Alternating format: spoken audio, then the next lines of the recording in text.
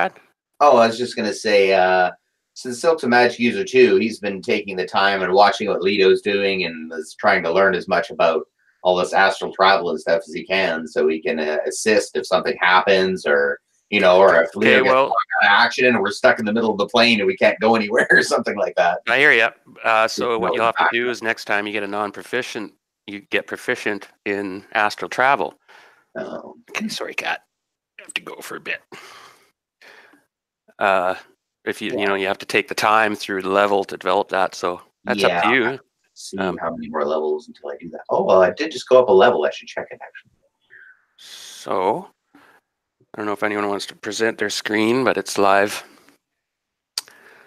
So you're probably the safest route back is the Magnus Marcus run, right? Yeah, wherever the Gold Dragon tells us to go. Yeah, and he kind of showed Leto. Just hold on a sec. He kind of showed Leto a quicker way to move. He said, "Don't try to push yourself through. Like, don't try to just push yourself." He says, "Imagine yourself ahead of yourself and pull yourself." And you actually, it's like a magnet. You pull yourself to your destination. Mm-hmm. It's a lot quicker, he says. Your way is slow. Yeah. Learning the tricks of the trade. And then the other is, of course, once you guys have traveled, you can, once you get in that state, you could, again, take your chances. If you let go of his hand, you're already in the astral plane. You're there, but you're kind of on your own. I mean, you could reach out and grab his hand again, and if you're good at it, you can fly around and stuff. Some of you weren't. I remember Gwyden was seasick or something. Or fly spell makes me different thing. Yeah, a couple of us had some really bad rolls there.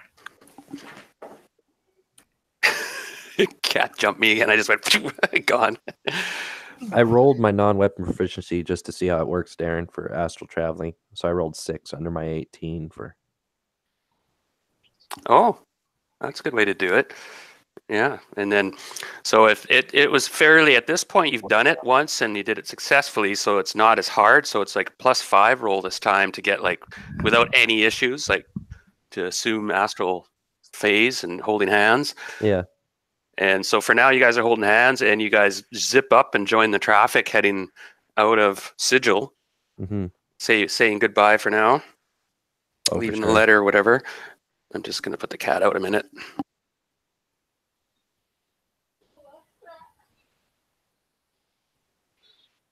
Yeah, next level I should get another proficiency, and then I can take that astral travel. Because it'd be nice to have a backup in case something happens, and we gotta move. Sure. Yeah. Especially if you get distracted with us being in a fight or something.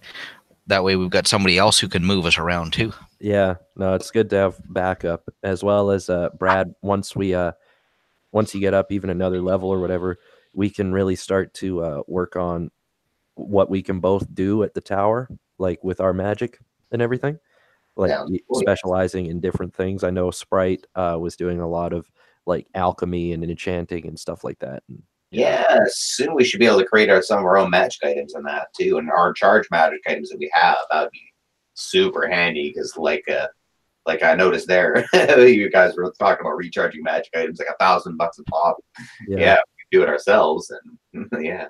I definitely have the know-how. It's just the time, and there's just a couple items that we need. Like if we had a bunch of permanency scrolls, because I won't be able to cast that spell until like 15th, 16th level. Mm-hmm, yeah.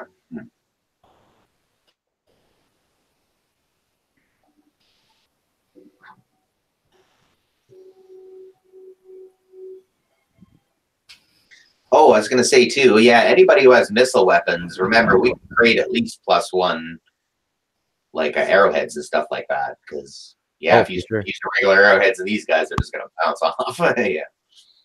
Yeah, a lot of them. Yeah, so just keep that in mind, yeah. We can make, well, that's Darren too, later on, we can, we could probably make +2 items. Yeah.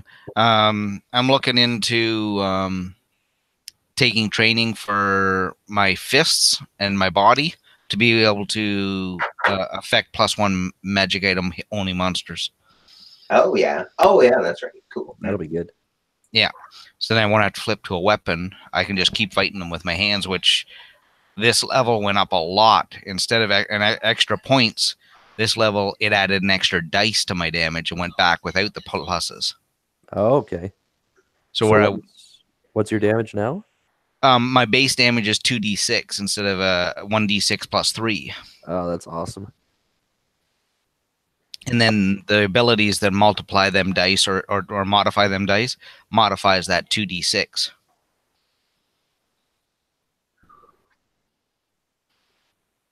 Like that leap kick that does triple damage off of 2d6 instead of triple damage off of a d6 plus 3.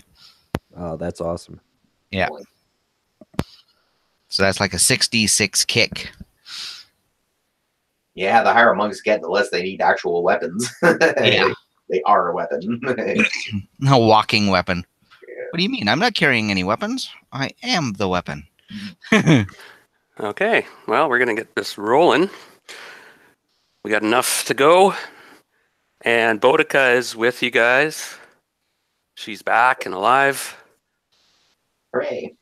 Yeah, and Different. you guys are astral traveling. You're heading out. Okay, I'm just going to... You guys shouldn't see this die roll. Let me know if you do. No, you won't. Okay.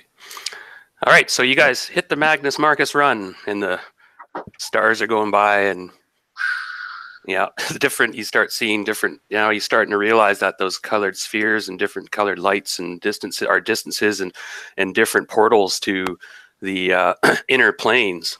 Mm-hmm. If you travel deep into the astral plane, you can find the outer planes.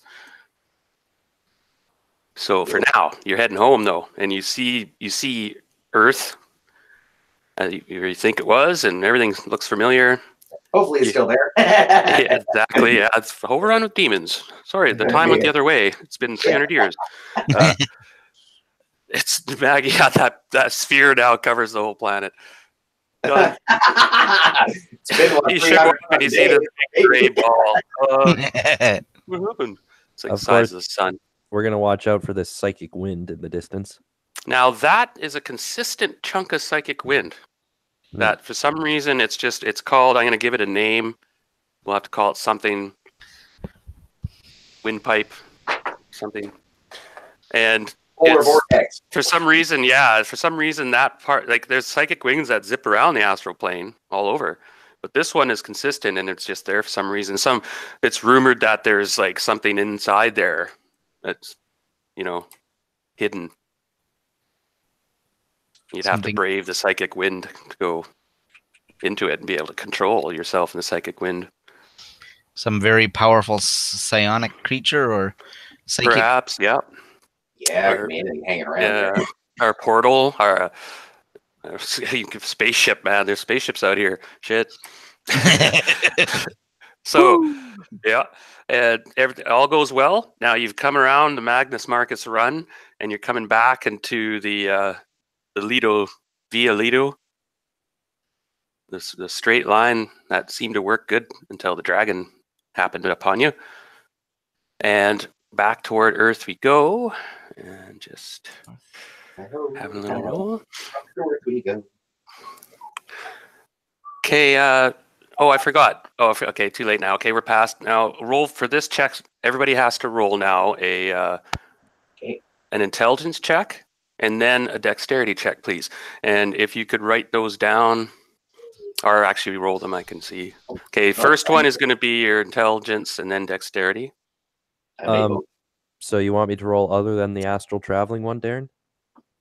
No, not you. Okay. Yeah, you're. But you can roll the dex check. And so, okay, Brad passed dex, I'm assuming there. What's your intelligence, Brad? 18, so I passed both. Just. Okay, Zhang, that's close. Right, what's your intelligence? 13 and 18, so I passed by 1, I passed by 12. Yeah. Okay, the first roll was to see how disorientated you are and whether you're able to concentrate and then just basically look around and be independent. Because it's quite an experience, and some people like get air sickness or whatever. No. But everybody passes, it seems. I'll roll for Boudica. Oh, I still got it on DM mode. Okay, she passes her intelligence, and now the intelligence check is the dex check is +10. Pardon me. Oh my. Oh. Well, Bodega doesn't. It's all clear as far as she's concerned. It's all good. So anybody, everyone else kind of passed. Now, anyone pass a +10 intelligence, our dex check? I didn't pass a +10, but I passed normal. I think Zhang did. Yeah, Zhang beat hers by 12. And Brad, is that close? What's your Actually, dex? 13 with the 12 on. Sorry, we're doing another roll? No. Or is it the old Okay, one? you didn't. Okay, so the only one who sees something is Zhang, was it? Yeah, Yeah. she passed by 12. 13. So you're zipping along, and there you see that big, huge psychic wind, and it must be huge. Like, you're far away from it. It must be really, really big. And Zhang, there's something behind you guys, following you We got a tail. and approaching pretty quick.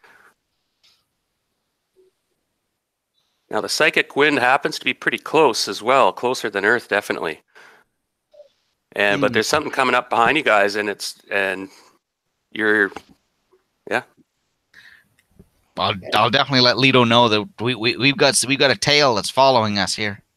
Okay, yeah, and so I'll kind of look, but can I alter our course then just a little to like go more off to the side instead of directly at Earth and see if it keeps following us? Of course, yeah, and it's following you, and now people are looking now, and you can see a glint, and there's more than one. There seems to be a group of things. Gith Yankee, are they close enough that I could see what they are? At the moment, that's that might be. Metagaming, but I know what that glint is. Just make a straight bolt for it. See if we can stay ahead of them. We may not be able to, but the less time we have out here, the better. Yeah. So we'll keep going towards Earth, but I don't want to lead them directly to it either. So yeah, we'll see how far we can get until we have to actually interact with them. The only way to do that is to burn psionic points. To move quicker? Maybe it's an idea. Okay, yeah, for sure. I have a haste spell. I don't know if that'll help them. That won't work. Yeah, because we're operating on mental power. Yeah, I'll burn. Astral. I'll burn a bunch of psionic points then. Stuff like haste doesn't work in the astral plane. Yeah. Okay. Yeah. Okay, so if you want, you can like double the points. Like, you spent how many to astral project, right? Well, see, the thing is, we were already astral projected in Sigil, right? It wasn't a portal, so like my psionic points. No, you come into the material. You have to come back into the form at Sigil. Well, the thing is with my astral projection, it's not a projection; it's your physical form. That's the psionic difference. Yeah. That's the psionic difference. No, that's cool. So anyway, to go faster, you just have to burn more points. It's the same amount to use that ability. Yep. No, I'll double that then. See what happens. Hi. Then make a strength check. Hi, Carly. Hey. Did you read up on the latest posts? You might want to do that because I got you caught up. Carly, that's my niece, Carly. I think you met everybody here already. I think so. Yeah, we saw you last week there playing. Yep, cool. So you guys, Jim, make an intelligence check, and because now you guys see the glint of silver swords, and they are Gith Yankee. Yeah, I made the intelligence check, and you want me to do strength now? Nope. All of a sudden you just dart forward, and you think, are we pulling away? Oh, they're fast. Like, you realize how fast Githyanki are, and you're not pulling away. But they're still probably, distances are a little tricky, but they're probably a kilometer away at least. If not, actually more like 2 kilometers. And but they definitely slowed down their approach. And Earth is coming closer, but you're not sure if you're going to make it. They're still closing. You still got a ways to go. Like, you're going to be probably a couple hours. Yeah. Is there anything I could do to help this process? But I guess no, because I'm not psionic. Actually, I was just going to make a roll for psionics. Okay, well,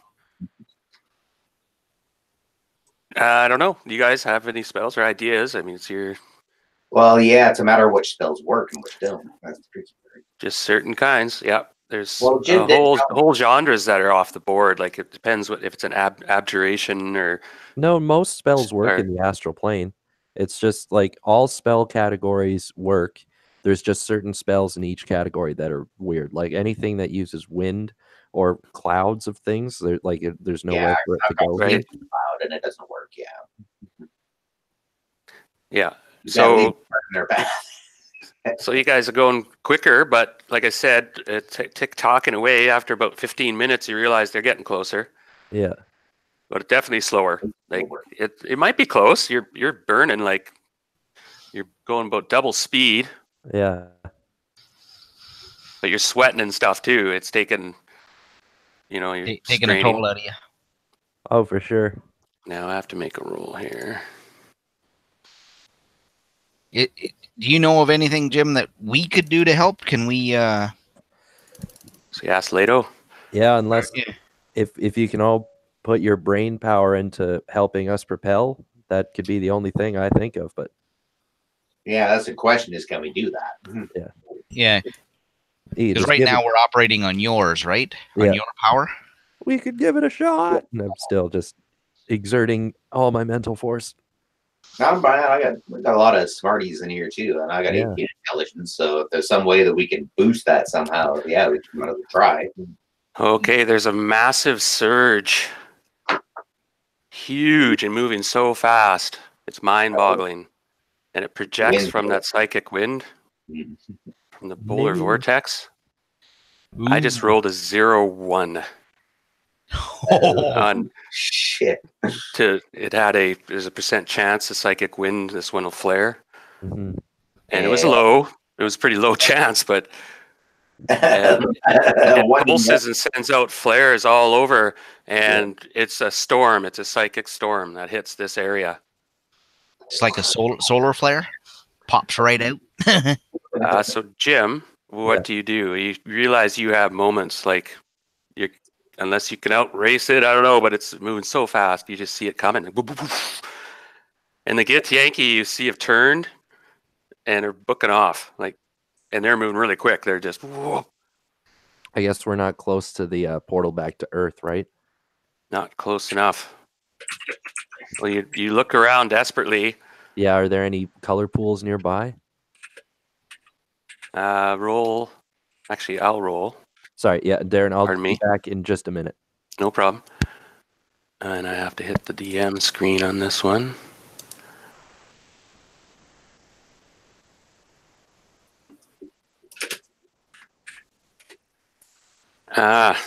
There is.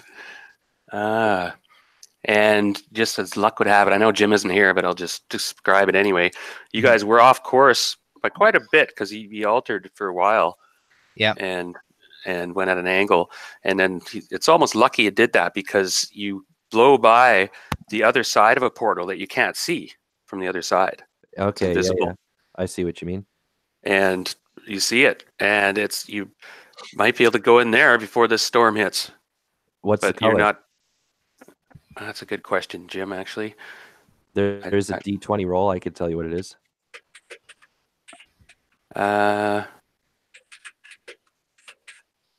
Yeah, I have to open up my manual of planes quickly too. Page 62 for color pools. And then I understand, I haven't really looked at it. If you want, I could make a roll to see if I know what it is. Oh, wouldn't you? Just 1 second. Oh, there it is. Yeah. Just hold on a sec. I'm on it real quick, and that'll give you a second to decide. So you're kind of on the clock. Like you have literally about 60 seconds, maybe. Yeah. So you have to make a decision: either run or have some other mechanism you could do. I'm not sure what else you can do. Am I thinking too materially in that this is like a pseudopod of energy coming at us, or is this more like an entire supernova expansion? This is like basically a wormhole Oh no! You mean the psychic wind? No, it's a storm. It's a psychic storm, and he takes like a few seconds to yell. It's just a burst of psychic energy that can hurl us into unknown places and do damage potentially too. And we can lose contact with each other and just be lost forever from each other. I mean, worst In other case words, scenario. we gotta get out of here to avoid it. And so you gotta. Yeah. So I'm gonna yell one thing though, like when we figure out what color pool it is, Darren. If we do get separated, look for silver color pools. That will bring us to the prime material plane. Okay.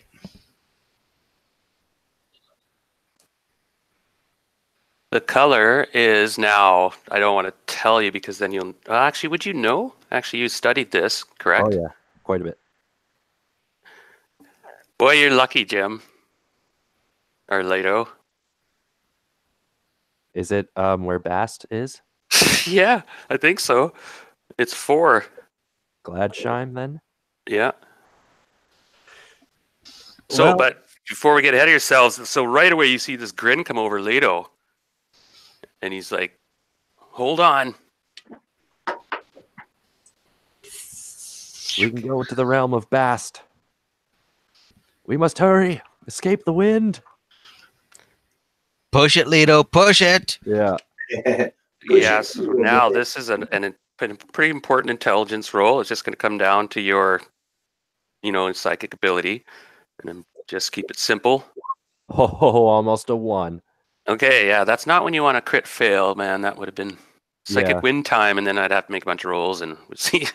So everybody, you see him, these darts, and you curve in, and you bank right into the indigo. It's an indigo. Is that sort of like a UV ultra blue kind of? Yeah, purple. Yeah, indigo is kind of a dark, odd blue color. Okay, I'll post this because this might be it could be permanent wormhole sort of thing. We'll see. It would be, let me beam it for you. It was this little sucker right here. You can barely see it. Oh, that little pale on. Yeah, you hadn't gone that far, Jim. Actually, you were. No, I was just showing you like the way to.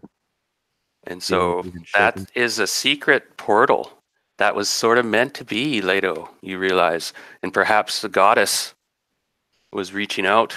In our time of need. In your time of need. And perhaps forgiving you for whatever. Gods are always angry at people, aren't they? Yeah, but we made peace a while ago. Oh, yeah. That's what I mean. This is like her door. And you go through into this... you guys bank in, and the wind howls behind you guys, and the sphincter slams shut at sort of. But you're sure if you go to the astral plane now, well, we'll see what happens. You come into this large desert, and there's opulent. There's a huge river. It's like the Nile scene, and tropical plants and animals and bustle and hustle and bustle, and an epic temple structure to the left. And it's all brand new, right? It's not ruins or anything. There's pyramids on the horizon. Huge, real big deal. Brand new. And back when they were covered in polished white stone, right? Originally, that was all stripped away. Now they're just bricks, but back then they were beautiful, white. Polished marble. Yeah. It was limestone? I think it was marble. But no, it wasn't marble. Was it limestone or marble? Pyramids? Yeah, they were covered. I remember. I know I watched last layer. Then they polished it all like perfect. They were white. Yeah, they're gorgeous. The light would hit them, and they had them set up so this, they just flash, huge, epic. Must have been something. Still, like as soon as we touched down in the desert and everything, I'd, mention to everybody, yeah, that was close. We might not be able to head right back into the astral plane anytime soon, but fortunately, time does move slow. I have a friend here actually, and of course with Nefertari with me and everything, she would know. I'd ask her because I've heard of where Bast resides on the edge of the desert on this vine covered place. Well, when you look over Nefertari, you see a tall, beautiful dark-skinned woman wearing elaborate jewelry, little else, and she's just smiling and looking around, and laughs. Now you, she points at you, this is home. And she says in that strange Latin accent, and now everyone can hear her. Mm-hmm. I don't know if you guys don't speak the language, though. Jane doesn't speak a lot of languages. I speak a good few. Mm-hmm. It's basically Tabaxi.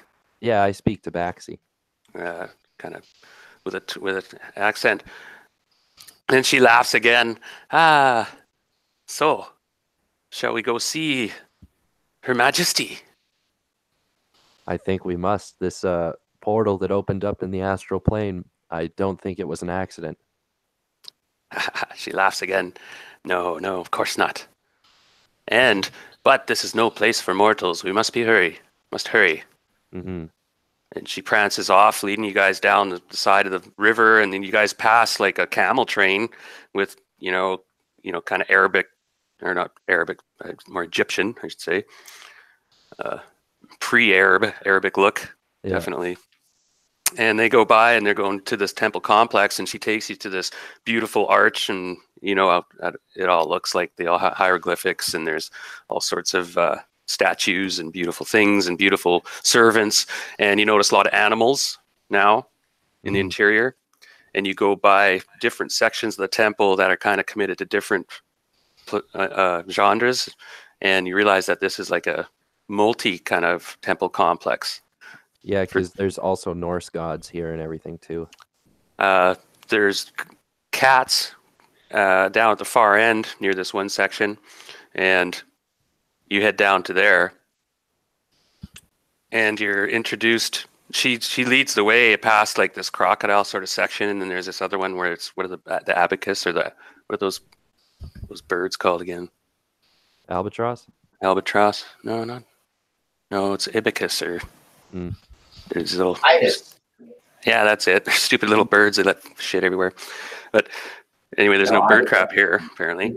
But you guys head down to the section where you see this tall being as you went by one of the crocodile sections, and there's this crocodile-headed being that walks by, and you can sense an aura from it. And you must truly be in a realm of gods. Mm-hmm. And your eyes, like, you have to almost look a little bit away. He kind of shines and stuff. Mm-hmm. So, do you guys just follow along? Oh, absolutely, yeah. We just want to keep rubbing going. elbows with the gods now. Let her take the lead. Yeah, and she goes, and then she comes to this other wing of the complex, and goes in through these big pillars and into this inner lounge that you recognized from before. You had a vision of this. Yeah, of them playing chess and everything. Yeah, and as you look around, and this is familiar, and it's changed a little bit. There's stuff moved around and different beings here, and there's a lot of cats in this area. Particularly, there's cats all over the place. Some real big fuckers too. And then there's like cat-headed people as well. And she goes running into the room and goes sort of prostrate into on the floor.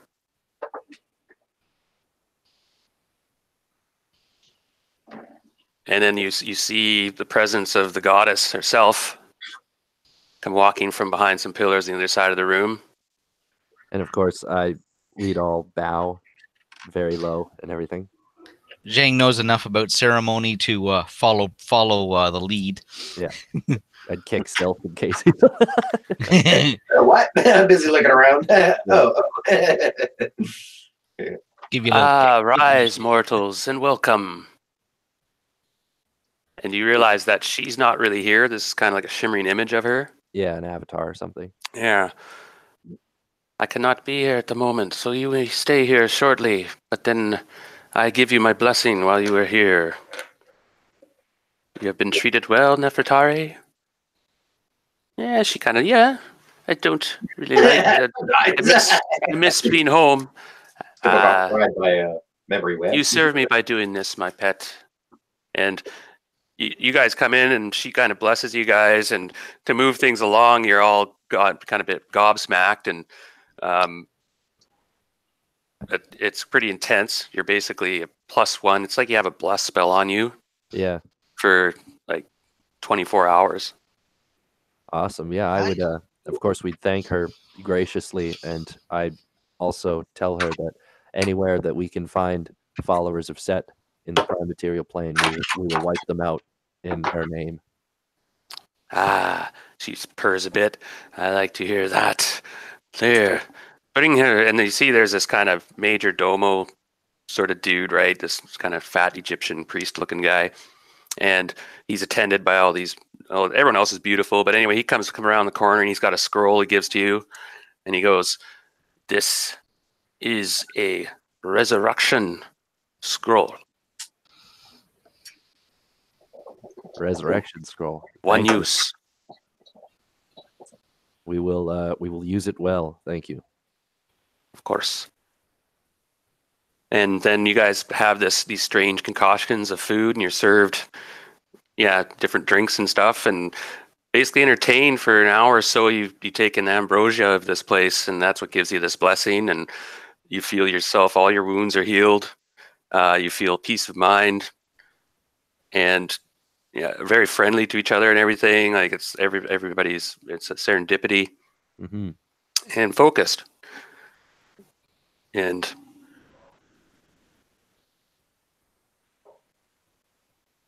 yeah, Silk's curious. What the hell? He's been on the last few days. He's been on a wild ride, or last week. Yeah, he's like, damn, I'm glad I met you guys. My life was boring. He was hibernation for millennia. So it's time to go. Nefertari comes back and she's been gone for a while conversing with Bast. Bast took her aside for about a couple hours. They disappeared. And you don't know what they're up to, but who knows? The Randy Devils. But they come back after she says, "It's time to go, my friends. This is the last time I will be able to see you like this, so please do not get me killed." And she laughs. And you find you guys' packs are kind of stocked with this exotic food and flasks of this strange kind of drink. Each drink acts as a healing potion. Nice. And so it's a little gift package on your way out. Swag bag. Nice. And if you wish, she will mark you before you go as well, so that followers of Bast and perhaps other benign gods in the pantheon would recognize. With like a tattoo or something? Similar to that, yeah. It's like a barcode. Okay, for sure. You see it though. You can pick where it goes. It takes up. It's basically not. It's about like a little paw mark. Yeah, I'll get it on my arm or something, because I already have plans for other tattoos I'm gonna get for magical purposes. Yeah. But yeah, on like my forearm, that's a good place. Anybody else? Zhang already has a couple of marks for dedication. She not entirely sure another one would be wise to split my devotion to so many ways. No, and it is, and you will be. Yeah, that's wise. I think so. Like, sure, why not? All right. So where do you want it? Is it a specific tattoo or one that I choose? I was kind of distracted for a sec there. Sorry, it's just a little paw that we get each. Yeah, so I picked my forearm. Yeah, I'll get it done on my right wrist, like on the bottom. Gotcha. So Nefertari comes forward and she kisses the area, and then puts her hand over it, and there's an energy that goes into you, and your vision gets a bit acute. You notice when you get that mark. Nice. And you have you think you'll have some night vision. Awesome. Oh yeah, so that's like ultra vision, yeah. Yeah, it's like, well, yeah, ultra vision. You just light, more light sensitive. Yeah. It's kind of like those light magnifying things. You know how they're always green? It would be like that, except more like blue color. The low light vision goggles. Yeah. Mm. Oh yeah, cool. So, who got the marks? And that was Silk and Lido. Lido. Okay, so Carly, you're Zenbodica's character from the other adventure. Have you read up and checked it out? Sorry about like what just happened with Yeah, like the you're at kids. and going to the city and stuff. You've read that Yeah. part? Oh yeah. Yes. Okay. And then, I was going to mention to you, Heather, when you've done reading something, give it a like, so I know you've seen it. Oh, I'll do that too. And then if I don't see that like, I'll know you didn't see it. And I'll just say, oh, there's an update or something. Because I probably wrote about 5,000 words yesterday. Holy smokes! Yeah. I was running 2 games by post simultaneously for about 6 hours. Sounds like you had a busy day. Oh yeah, we got a lot done though. I had to do a lot of stuff. Their characters there's the 2 kids, right? Mm-hmm. We played a bit. Now, you had seen 3 days ago, you'd seen a battlefield where there was something had been blown apart. But anyway, that's backtracking.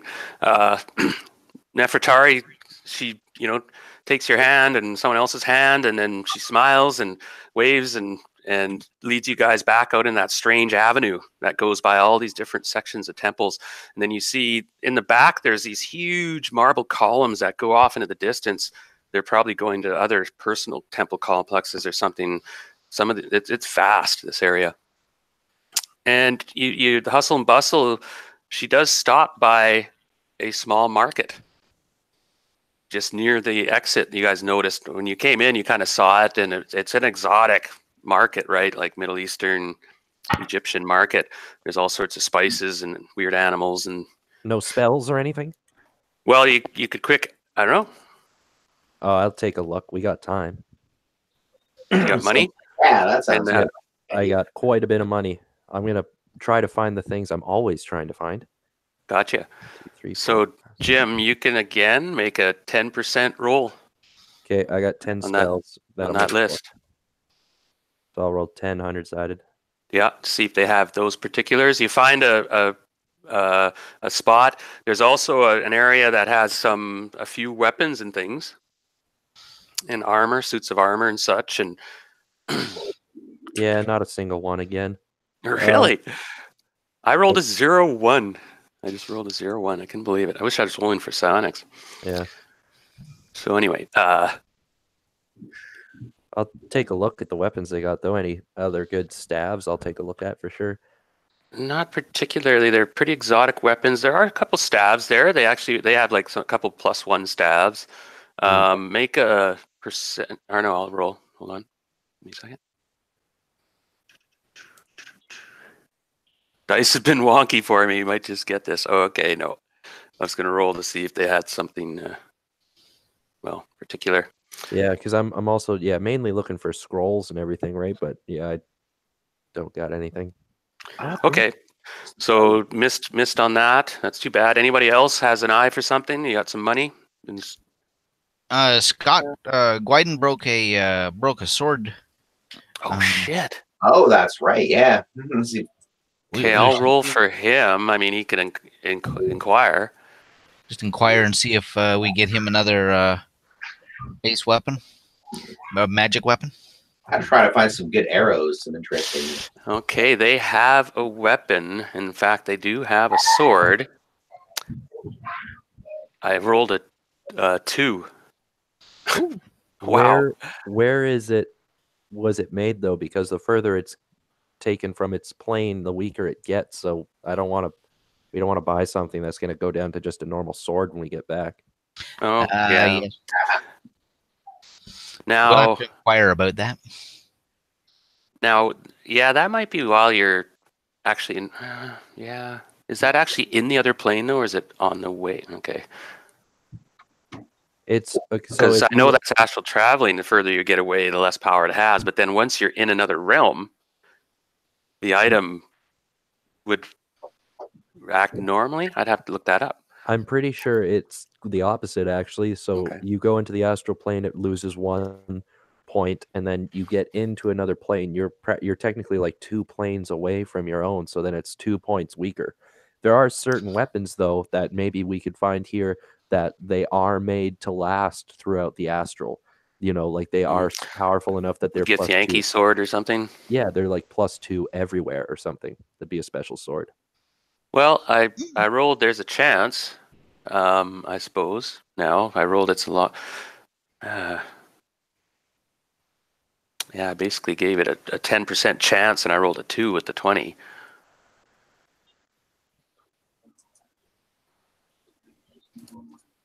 So for some reason, this sword works everywhere.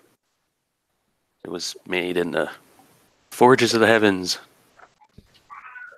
Interesting. Nice. Does that work? Just don't do that once in a while, not all the time. But that's the special thing about this sword. So it's going to be a nice sword. But what's the price? That's the next question. Because you'll either have to go on a quest or something if you don't have money. Even then, it's tricky. Oh, damn it. Where's that table? Fuck.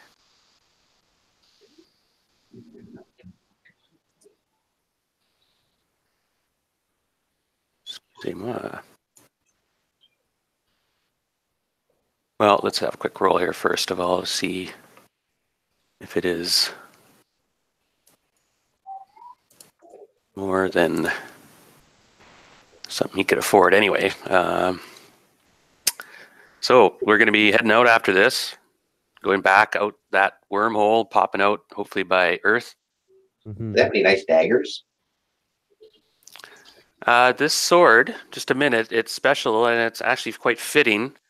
It's +1 and it's +2 versus magic using and enchanted creatures. And it has a really low intelligence and a minor ability. And it's worth about $6,000 here. Things are pretty cheap here. So that's an option. Nice. What do you think, guys? That sounds like an interesting weapon for him.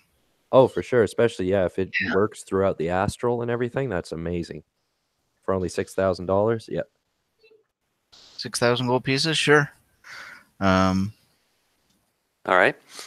Now, the sword, as I said, has really low intelligence. Oh, in fact, it has a 12 intelligence-ish. Actually, not too stupid. And it has one... 10 is average. Yeah, but it's the lowest it can have without having an ability, and I said it had an ability. Right. Yeah. So, and it's neutral good.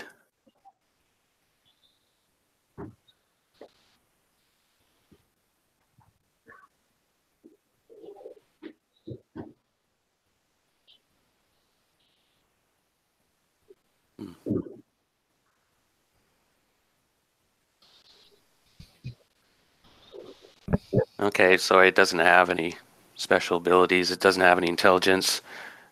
I just rolled and it's... But anyway. Nice. So, yeah, so I know Brad was looking for daggers, but there's no other, like, magic items or spell books or scrolls or anything? No, nothing that'll last through the travel. That's the hitch. Mm. That resurrection scroll will work. Yeah. And the other ones, I guess, the ones if you had got one, I guess it would have worked. So, but I'm kind of playing this off the hip, so didn't really plan on rolling a 0-1. That's a lot of fun. Oh shit! Now I got to call my bluff. Damn it! And then I rolled again and lucked out. Rolled a 4 because you could have went to hell or something. Yeah. It's like, oh, okay, we're in Hades, and I would have been quick looking at books and rolling dice, and oh fuck, and I would have been. Find a corner to hide in. We need to hide for an hour. Yeah, I'll be 5 minutes. Give me 5 minutes while I hastily build this adventure. Okay, so anyway, she leads you out onto this area that seems sort of designed to go into the astral plane. It's not, and it's relatively easy. You just make a normal intelligence check this time, and that's usually regular fare until you kind of master it.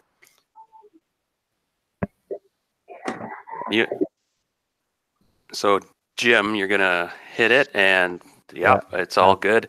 And soon you feel you should be able to go and without even rolling.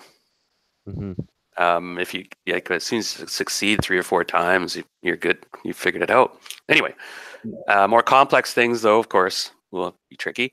And you zip out of this wormhole, and everybody, quick, make your rolls again to get on our way. Your intelligence check and then a dexterity check as we finish the stretch back to Earth, which would take another 3 hours, 4 hours ish. And just let me know if you failed one or the other. I missed my dex. Okay, so you're busy flying. Yeah. Zhang passed both the intelligence and the dex check. Right. The dex check by 16. The psychic storm has passed, obviously, and that psychic wind seems to be back to normal. And everybody else. Oh, wait a minute! I wasn't supposed to do that. That's what I meant to do. I rolled another one. No, just kidding. Jesus, eh? So everything's stable in the astral plane, and where it's supposed to be and was last time. You're like, okay, psychic wind seems a little bit just turbulent though, but okay, let's just get going. And you guys zip and you book it back to Earth, and there it is. Okay, no random encounters, no Githyanki this time. Phew. Yeah. They got blown away. Yeah, and you guys, we had a bit of a run of good dice roll there. Things worked out well. You got some goodies out of it, actually. Some experience. So you see Earth zoom up, and you could even actually land if you wanted to at Port Toli. Actually, Leto, you can go where you want. Nice. That would be helpful if we don't need to get anything else. Well, you guys just got stocked up, healed. Yep. Feeling great. Didn't find any spells. No. Yeah, we missed those rolls. But we could drop right into Port Toli, save ourselves a few minutes, and a possibility of another encounter with the portal. Yeah, so just drop right there. I'm fine with that. Right? Okay, so zoom. You look in and you're make an intelligence check, Jim, because you're coming in and you're okay. Where? Okay, here we are. Where Earth is kind of spinning and stuff. And you're coming in like, whoa, where are we now? Looking for familiar geography and such. All right, it takes you a little bit, but sure enough, you see the coastline suddenly. Oh, there it is, and you bank over. And now, where do you want to go? Like, you see the city coming up. You're about 30, 40 kilometers away, and everything is moving quickly. You're getting pretty good at this. You're asking where we want to land? Yeah. Somewhere kind of outside the city so that we don't, freak anyone out, but I kind of figure, okay, like that tree line or whatever, there's a clearing in there. Maybe the place we fought the Tyrannosaurus Rex, if it isn't too far from Port Toli. As long as it doesn't have a mate or something. Yeah, well, that was a ways in the swamp too. You don't want to be there. Yeah, no, we'll land outside the city here. And there's areas in the city that are dark and quiet. Like, for sure. There's rooftops and things. If you're quick, and you just come in, right? Yeah, I guess it depends. I don't remember if we never looked at the layout, though. I've never been out in the city except for once, so I don't feel comfortable trying to land somewhere in there. Well, you do recognize the dock area, and you recognize that's where the bar is. Oh my God! You can see right down by the beach. Yeah. Well, but no, by the dock. No more. And also, you can see the giant ship. They're still in dock, but now you notice the giant ship has a mast. Last time it was broken. Well, it's probably going to be easiest to land on this massive stone ship. I was going to whisper to you, try a back alley behind the, just off the waterfront.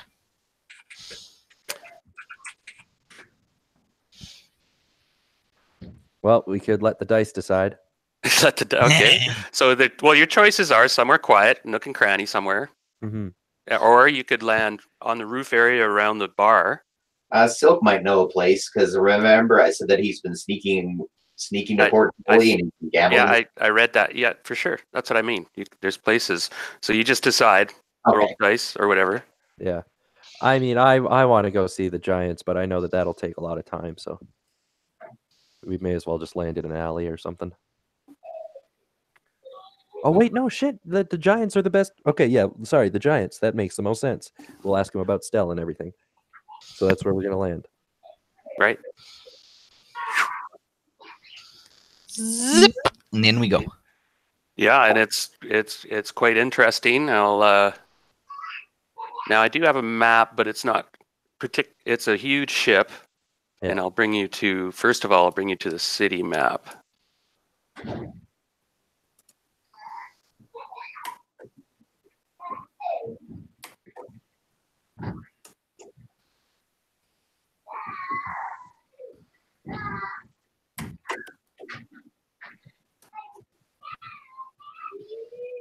Okay, so the Green Dragon's there across the bay. Seafarer's Gem is over here. Give me 1 second. Picking up somebody's sound here. Okay, there we go. There it is. Okay, you guys see the map? Yep. Across the bay, the Seafarer's Gem, Green Dragon Inn. Yep, got him.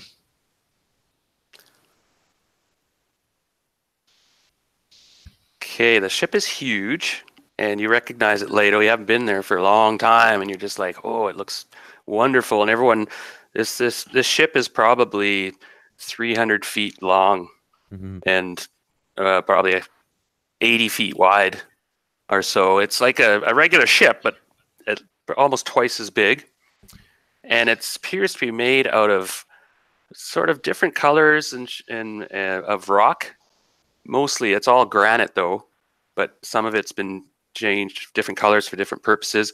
There are huge sails. The masts are made out of granite stone, and it seems impossible, yet there it is. You come flying in now, Lato. You kind of had your first years as a kid on the ship. Yeah. And so you go to the spot that you recognize, and it's at the front, basically. Yeah. And you land on this plane, and there's a couple giants on the deck. Yeah. And there's these large, bearded, stone-skinned giants. These are stone giants, stone and sea. And they are already spinning around as you come in and landing on the deck. And it's just, it's like the old Star Trek beam in almost. Yeah. Yeah. And you realize they're big enough, they don't even really need weapons, but they have some tools at hand. They quickly grab, and there's a quick bark yelled out through the deck. Oh, invaders on deck. And there's an alarm, there's a bell that gets tinkled or hit from down the ship. Right and away. Our hands were like, whoa, we're not your enemies. Yes, and I hold up my hands and I say, it is I, Leto, from the not too distant past. I call out, where is Pitchwife? Where is Cable Sea Dreamer? Well, you recognize these two giants looking at you, and they're looking at you and your friends, of course, and everybody and this crowd, and they're all like, can it be, boy, you're a man now? And you recognize, and the other guy is Cable Sea Dreamer. Yeah, the mute one? The mute. He doesn't speak, but his eyes go wide, and there's a huge smile on his face, and he comes forward and picks you up and basically throws you around like a toddler, like you used to when you were a kid. Yeah. And everyone else stands there kind of just holy as more giants start to appear, and you're being passed around, Leto. Yeah, for sure. And kind of manhandled, and and there's women there, 2 female giants. You see that they're girded for war, though. And normally, last time they usually weren't, but you see that a lot of them are armed and have armor on, and a couple of them are carrying these huge crossbows that you could, shoot through schools with. Alice Day, you're pretty much. Yeah, and the ship is beautiful. It's been, you see that they've fixed it all up while it was docked here, and after about 5 minutes of this, everybody else is sort of these giants come forward and introduce themselves, and all these names go around, Hanan Graves, and but you don't see there are some giants missing. You see, there's probably about 15 giants here, maybe 20. The actual crew of the ship when you left it was about 30, 35. There wasn't that many of them left, right?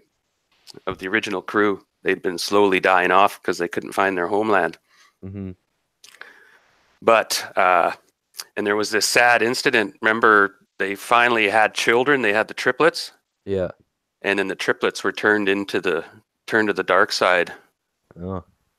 And they massacred a bunch of giants and destroyed their last homeland.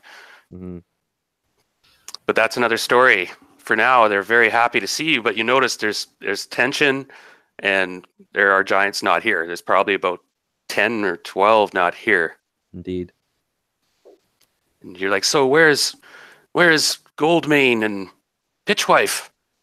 And actually, Honensgrave isn't here either. He's the captain of the ship. That's Cable Sea Dreamer's brother. Yeah. And you're right. There's about 5 giants are missing. Pardon me. Yeah. And so I forget the guy's name, but the helmswoman. Remember, there was the big burly woman who was the chief helms person, helmsman. We'll call him. Wasn't she married to Pitchwife? No, that was the sword mistress. She was actually the most dangerous giant on the ship. Is this huge Amazon giant woman? Holy God! She's in charge of security. Yeah, she's like Worf. Yeah. So you guys are all clapped on the back roughly, and then they're all you told all these different names of giants, and a few tears are shed by Stone and Sea friend. It's been a while. Any luck finding your sister? No, I've not seen her in a while, but tell me, what has happened to you? I see the ship is in recent repair, and I noticed that there are less giants than I remember. We have been tricked. We had to pay a steep price for some parts, and to be able to berth our ship here for so long while we fixed it. Took us almost 2 months. We had gone through a storm, wreaked havoc. We'd been assailed by a denizen sent from Bloop, evil goddess in this world. We are enemies of hers as well. Aye. If you have need in repelling these denizens of Bloop, I would easily help you with that, as that is a life quest of mine now. Aye. There is a slave lord in this city. His name is Salman Klim. In fact, there are a few of them stationed at the city at the moment, and they're running the place. The princess is just a figurehead. We found out the hard way. We were betrayed, I fear. We sent a delegation. We'd been dealing with merchants and other officials, and we'd been summoned to the palace. But when we sent Pitchwife and Goldsmane and Honensgrave went, along with 2 others. And he names the names of a couple other warriors, a man and a woman. But they have not returned since. That was 3 days ago. We've been on alert since. We fear some of the worst. We were thinking about sending another troop, but we fear that they'll just fall into this trap as well. What could hold a bunch of giants? Must be pretty powerful. Aye, there are powers in here. The slave lords themselves wield immense power, we've found out. They've come to this city recently, about 8-10 years ago, it is told. I dislike being caged.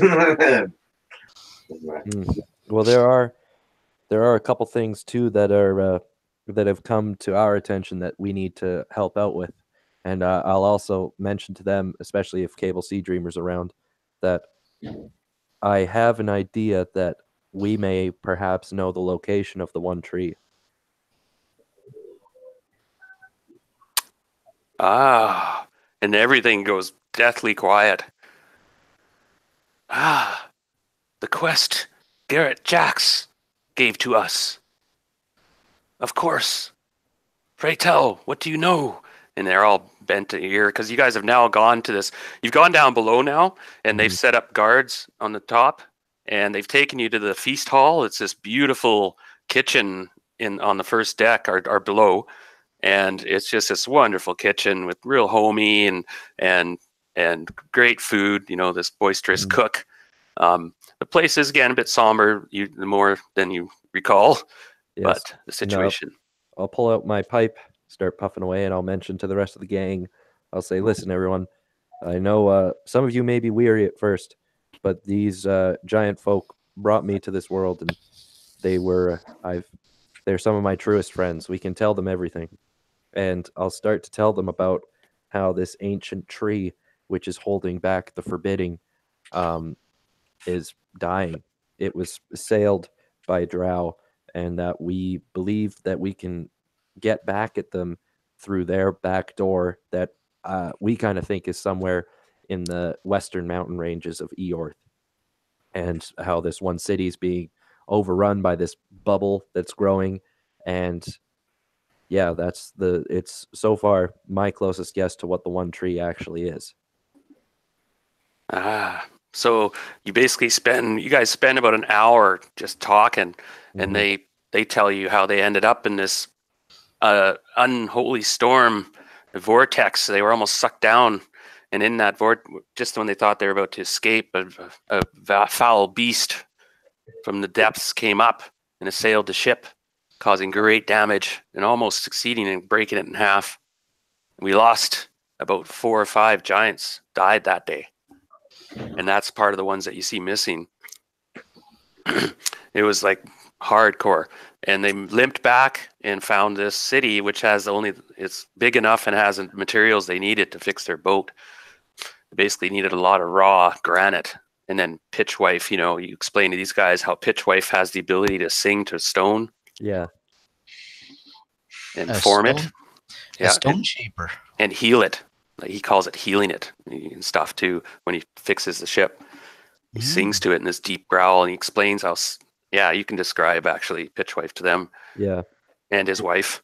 Yeah, it's incredible the way that you can like manipulate stone and everything. It's otherworldly. It's something that you have to see for yourself for sure. And it's been quite a long time since I've seen it. And I also mentioned to the giants that the main reason we came here to Port Toli, and it's fortunate enough that we found your ship, but we are looking for 2 young children and a companion of theirs. One, I believe you already may have met, is Stell. The little scamp that had tried to sneak onto the boat. Indeed, she's a child of the sewers, and she found her way from running away from one of the acolytes of Bleep Blotta Bloop. She managed to find a way to get to our home, which is far to the north here in the near the Lort Mill Mountains, I believe. And she was there with a Droger Duragar child, as well as we found this egg many months ago that was cast down from the sky and blew apart mountains and slowly began to expand. We figured it was an egg. And perhaps just at the moment our friend Boudica here was killed, it hatched. And we believe that Stell and this Duragar child were there at the same time, and the 3 of them are slowly coming, or very quickly coming back towards Port Toli. They're able to move great distances without having to travel physically. And you think this star or thing is important? Indeed. We don't think it was just chance that it landed near us as we were going on an adventure. This is amazing. You have done much since we last seen you.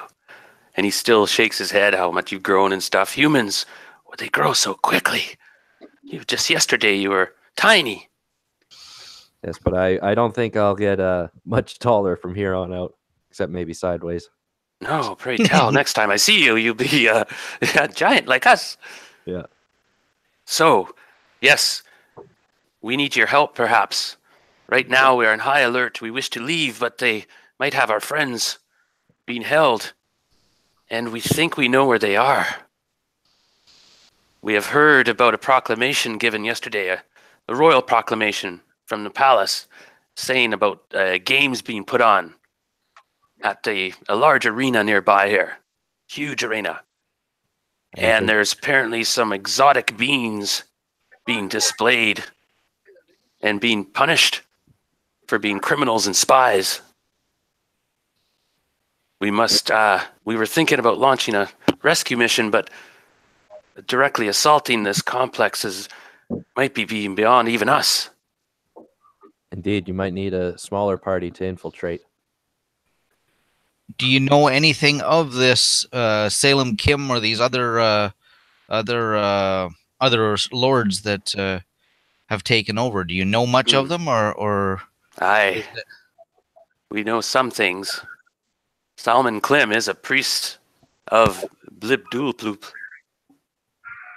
For sure. We know this. And we know that he loathes us. It is his actions that are... Oops, sorry.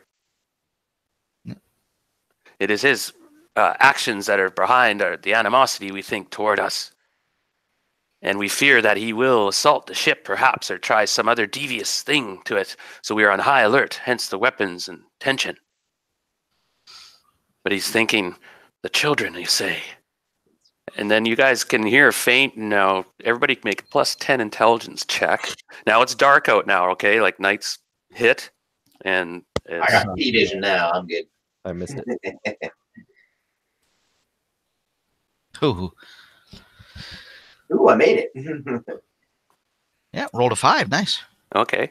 So Silk, you're kind of over on the side, just paying attention to all this. Still, like, you're still not a solid, like, one of the group. You're there, and but you're finding out more and more stuff going on, right?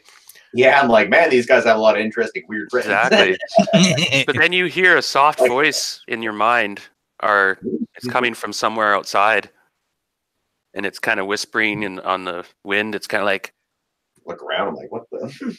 Master Leto. Master Leto. Master Sprite. Can you hear me?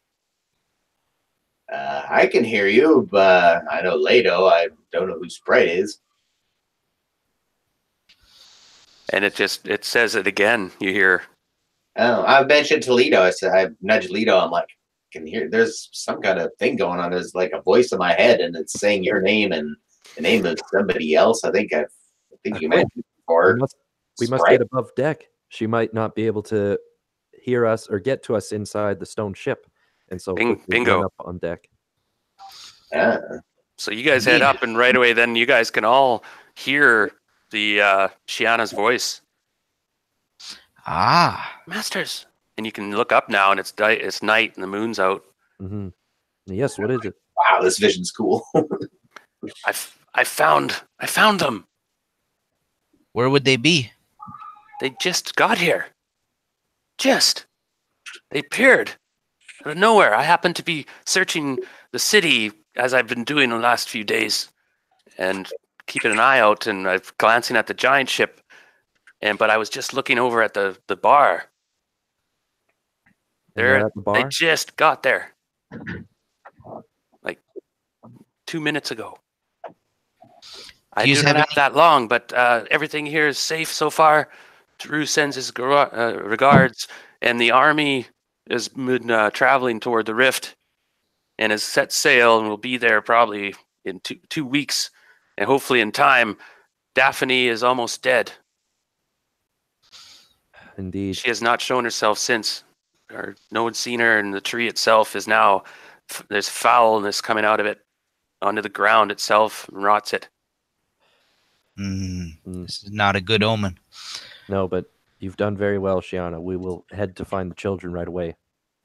Immediately. Okay, I shall see you perhaps tomorrow night again. I can try. Yes. Okay. Thank you. and she goes away again because you realize too, the longer she does it, perhaps, who knows, more trouble. Yeah. And Do you so, have a skiff or a rowboat or anything you could take us straight across the bay to the other side, to the other beach or the other wharf? It's probably less conspicuous not to do that. Okay. Take a few minutes to run around the bay or Well, run no, around the harbor. no, that's not true, Dean. There's lots of skiffs and stuff zipping around. Yeah. The boat might be being watched. Obviously, right?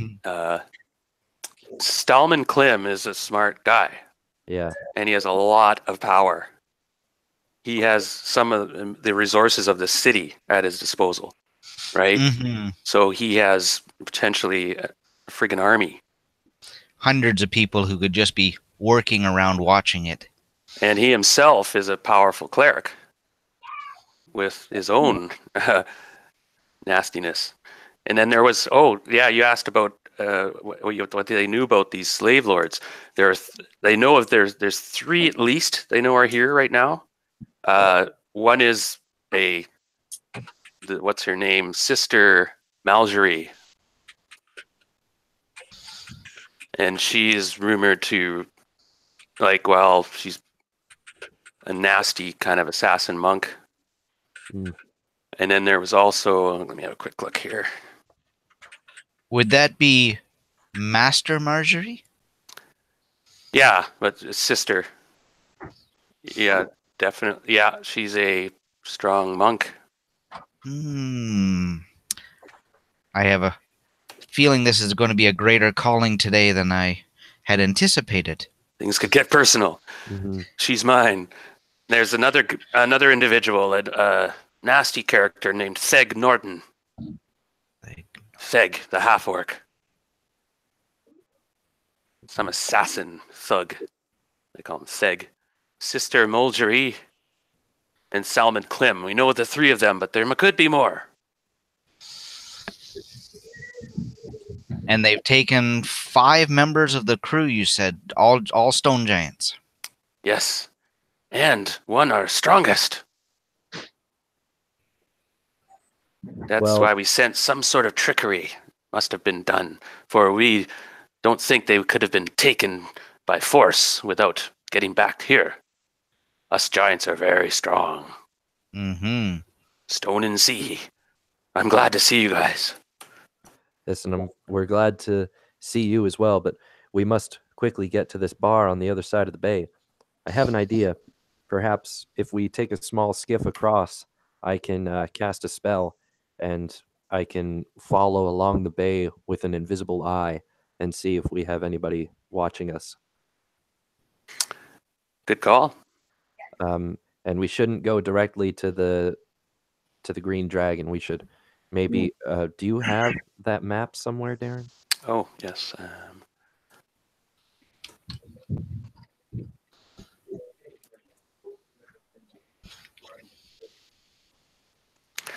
Okay, so here's the map. That should have worked, right? Yep. Yeah.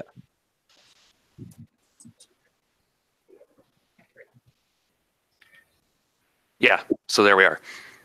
Yeah, your skiff, you could zip across and then see what I mean? It's sort of going across there. You stand out a bit, but there are other boats. It's also nighttime. Yeah, we won't need any light because a lot of us have infravision or now ultravision. Yeah. So you guys zip across the harbor. Yeah, and what I'll do is, I'll cast the Wizard Eye spell, and I'll send it out, before us. Like, I'll just be sitting in the boat, and all of a sudden, I'll just kind of be away. And yeah, I'll just I'll draw quickly here. Yeah, all along this southern bay, I'll keep an eye out. Gotcha. Now, are you here, Carly?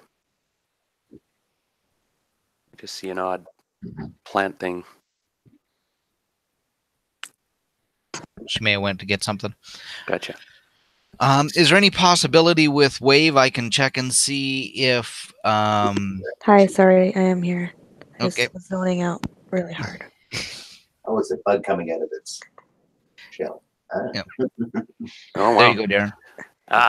So okay, good call, everybody. Good precautions, because you do see.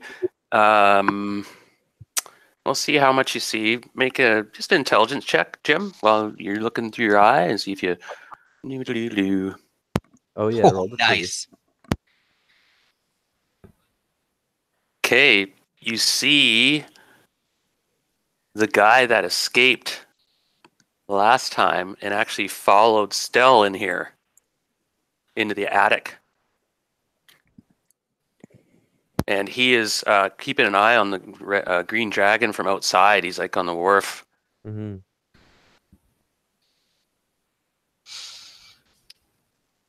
And you guys are heading to one of those wharfs there where you'll kind of slip out of the water and head up a little ways down from the green dragon you mentioned. Yeah. Okay. About halfway over, Darren. Could I Okay. check with Wave and see if this guy's put a guardian in the harbor? Can I sense anything like that with Wave's abilities for the Wave wants to kill or disfigure him. Mm-hmm. I'm just thinking he may have planted a ocean guardian in the harbor here. And in that case, I want to know about it. That way we. So how would you sense that? Okay, yeah, he's put me, and he wants you to put the trident in the water. Slide it over the edge and he's, dip it yeah, in he the sort water. of stops you in the middle of the bay.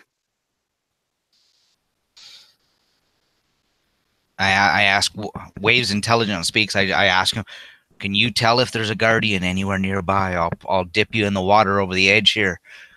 Tell me if you sense any of Bleep Blotta Bloop's forces in the area underneath the water here. Gotcha. Let me roll percentage here. At the moment, no. You sense that there's a lot of fish and natural stuff in the harbor. Mm-hmm. There are some smaller sharks and stuff like that, but nothing like the nefarious, killer whites and stuff. Mm-hmm. And other animals or followers at the moment are not around. Okay, at least we don't have to worry about that. No, good call. And you guys keep going. You park your skiff and you head up and you spot with your wizard eye and you spot the area where this character is. Mm-hmm. Now he's looking at the inn, right? Like he doesn't really notice us, or just no, not the moment. He's looking around though. He's probably just an agent keeping an eye on things. Could you put on the map where he is, Darren? Yep.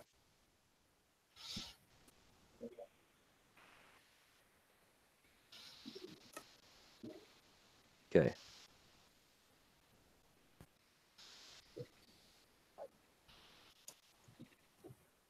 We go on down there 2 wharfs from him. There's an empty berth on the harbor side.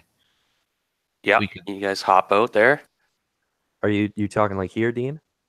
No, I was talking the next one down there. Okay. That empty berth right there. Okay, perfect. And yeah, while we dock, I mentioned to you, Zhang, that perhaps we should flank him. Maybe most of us can just pop up here and try to disguise ourselves, throw robes on us or something, and you might be able to quickly move through, and you could pop up on the wharf right below him, right near him, actually. I could swim right up onto that wharf right beside him. Yeah, exactly. I'd take Wave and me and the. And just streak. You could have been across this harbor and like swimming so fast if you want. Yeah. Yeah, I just didn't know if there was a guardian here first. That's why I wanted to check. Yeah, good call. And so that's what I think we should do. You We zip can keep over in there. contact. Yeah, but of course, be careful for something lurking in the water. I might try to cast a sleep on this guy and see if we can maybe make him pass out and then deal with him after. Give me about a minute and a half, 2 minutes after I slip in the water, and then get yourself in position, cast your sleep spell, and if not, I'll deal with him another way. Okay. I was just thinking of doing that too.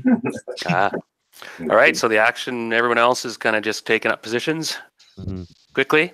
And now I'm going to assume right now that Boudica is staying on the giant ship, and anyone else not here, so to speak. Right? That's fine. Yeah. Sounds so it's good. three of us, and sprites on the giant ship, whatever. So the three of you, yeah, you move up here, and I'm just gonna make a roll here.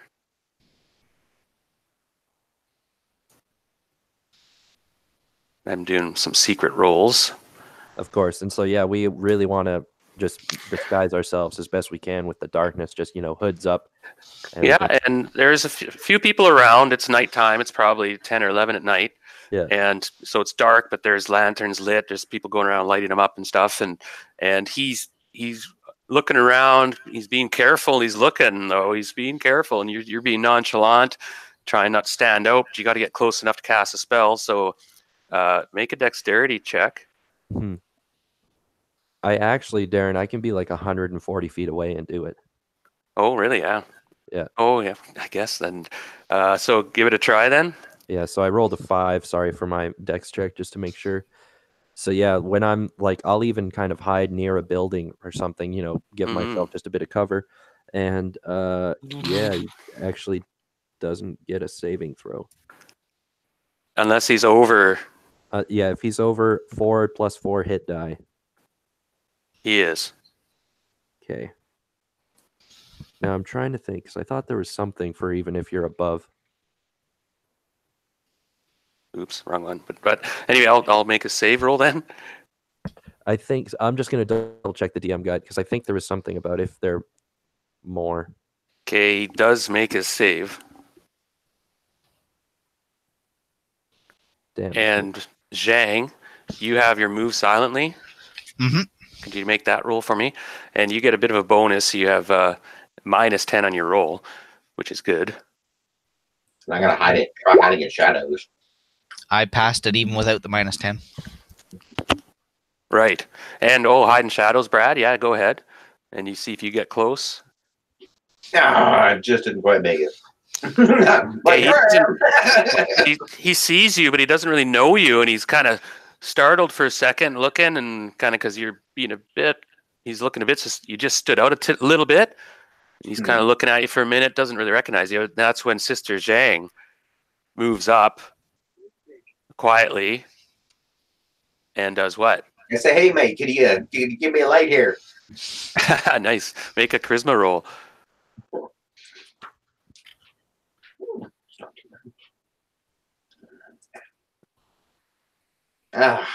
Didn't make it. He's like, fuck off. Get your own light. How rude. All right. I do have. And, Zhang, I'm waiting. yep. I was just waiting to see the results of that. Gotcha. If I'm sneaking up behind him, I'm just basically going to hit him with wave. See what wave wants to do with him. That'll be my opening move.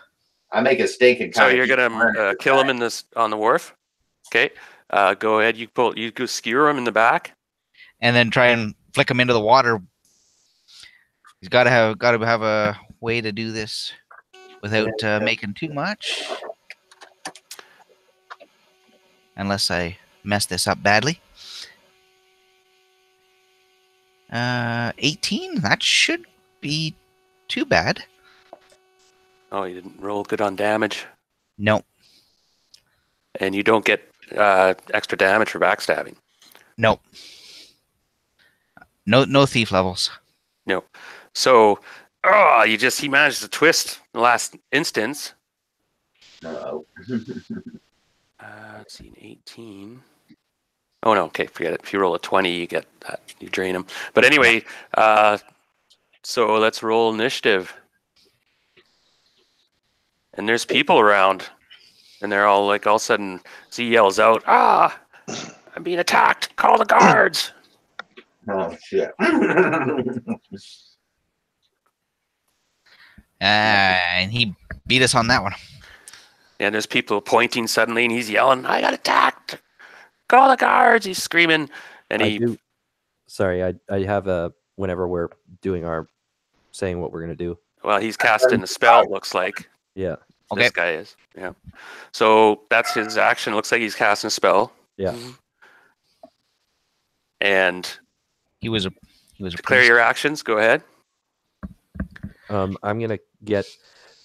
I'm closer to the green dragon at this point. I'm gonna cast a fire charm in whatever torch or sort of thing is lighting up the area, so that anyone who's around will be charmed, and be transfixed and drawn away from what's happening there. Cool. I take a small bit of multicolored silk of exceptional thinness, Nice. and I toss it upon the torch or whatever big fire source is nearby. Everyone, is gonna be charmed by it. Nice. Hold on, I broke up a little bit. So, what's the spell called? Fire charm. Okay, interesting. And now he goes first. He won the initiative. Now, what do you do, Zhang? I'm gonna try and quiet him down with that chokehold lock for the Okay, first attack. You drop the trident. Doesn't let you. You drop the trident.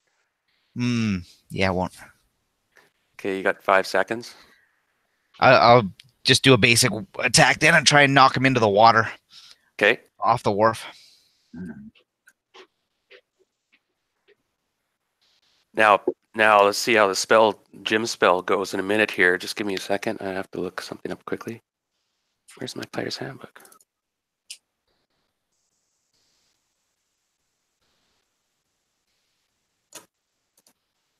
It's page 76 if you're looking for it in there, Darren. No, I got something else. Just a minute. I'm taking a quick look. Okay, he doesn't have that one then. Gotcha.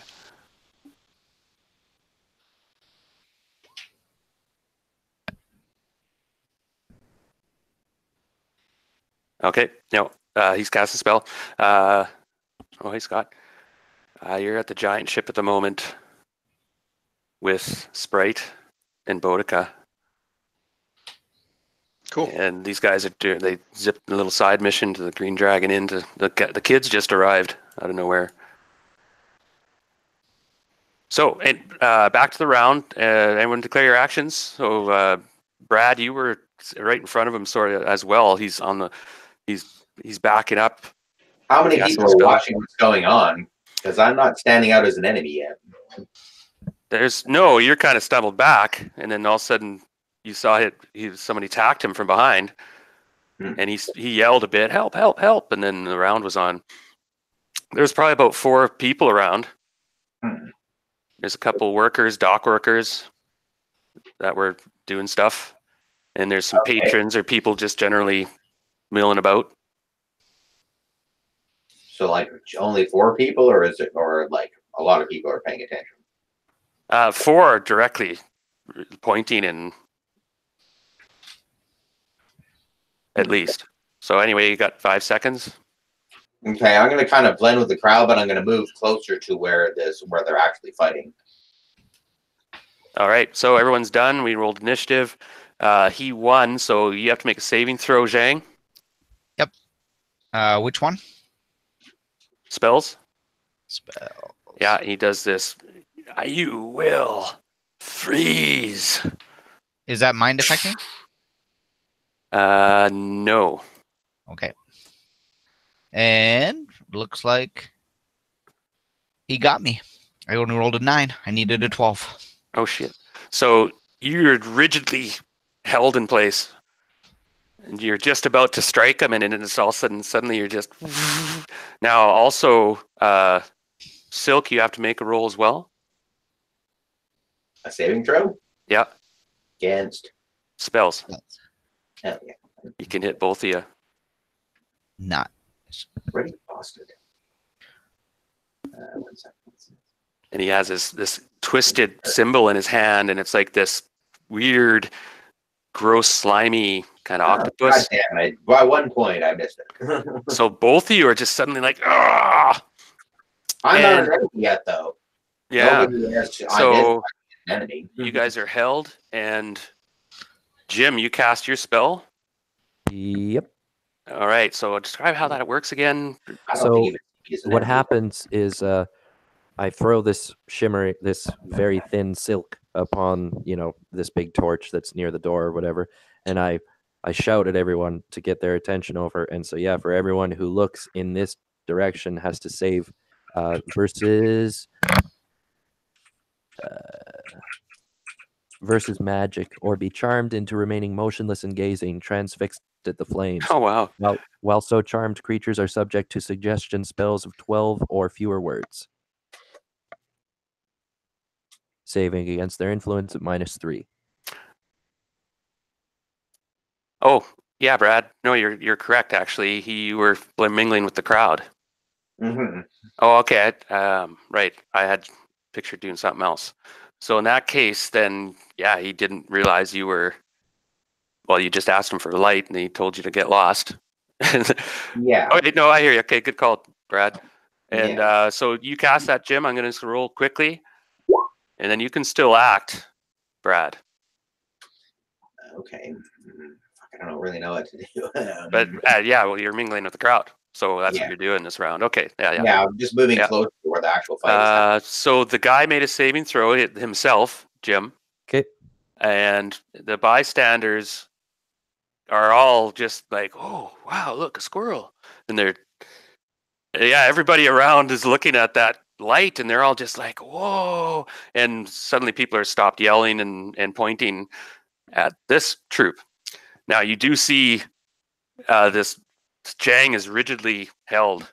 I move into attack then once I see that everybody around me is like looking around and everybody's distracted. I'm like, okay, now let's declare our actions now because we're in the round 2.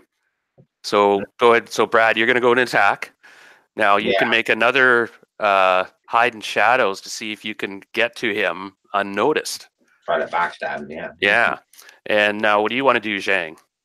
Oh, I made it. Okay, so Silk, you're moving in because you see looks like he's going to run.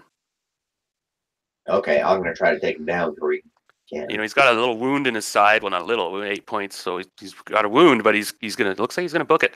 And he's running towards down the wharf. Like it looks like he turns around and he's going to run toward the water. So you're going to move in and you're going to try to skewer him and catch him before he gets away, right? Yeah. All right. So what are you going to do, Jim? Leto? I am going to cast Hold Person on him.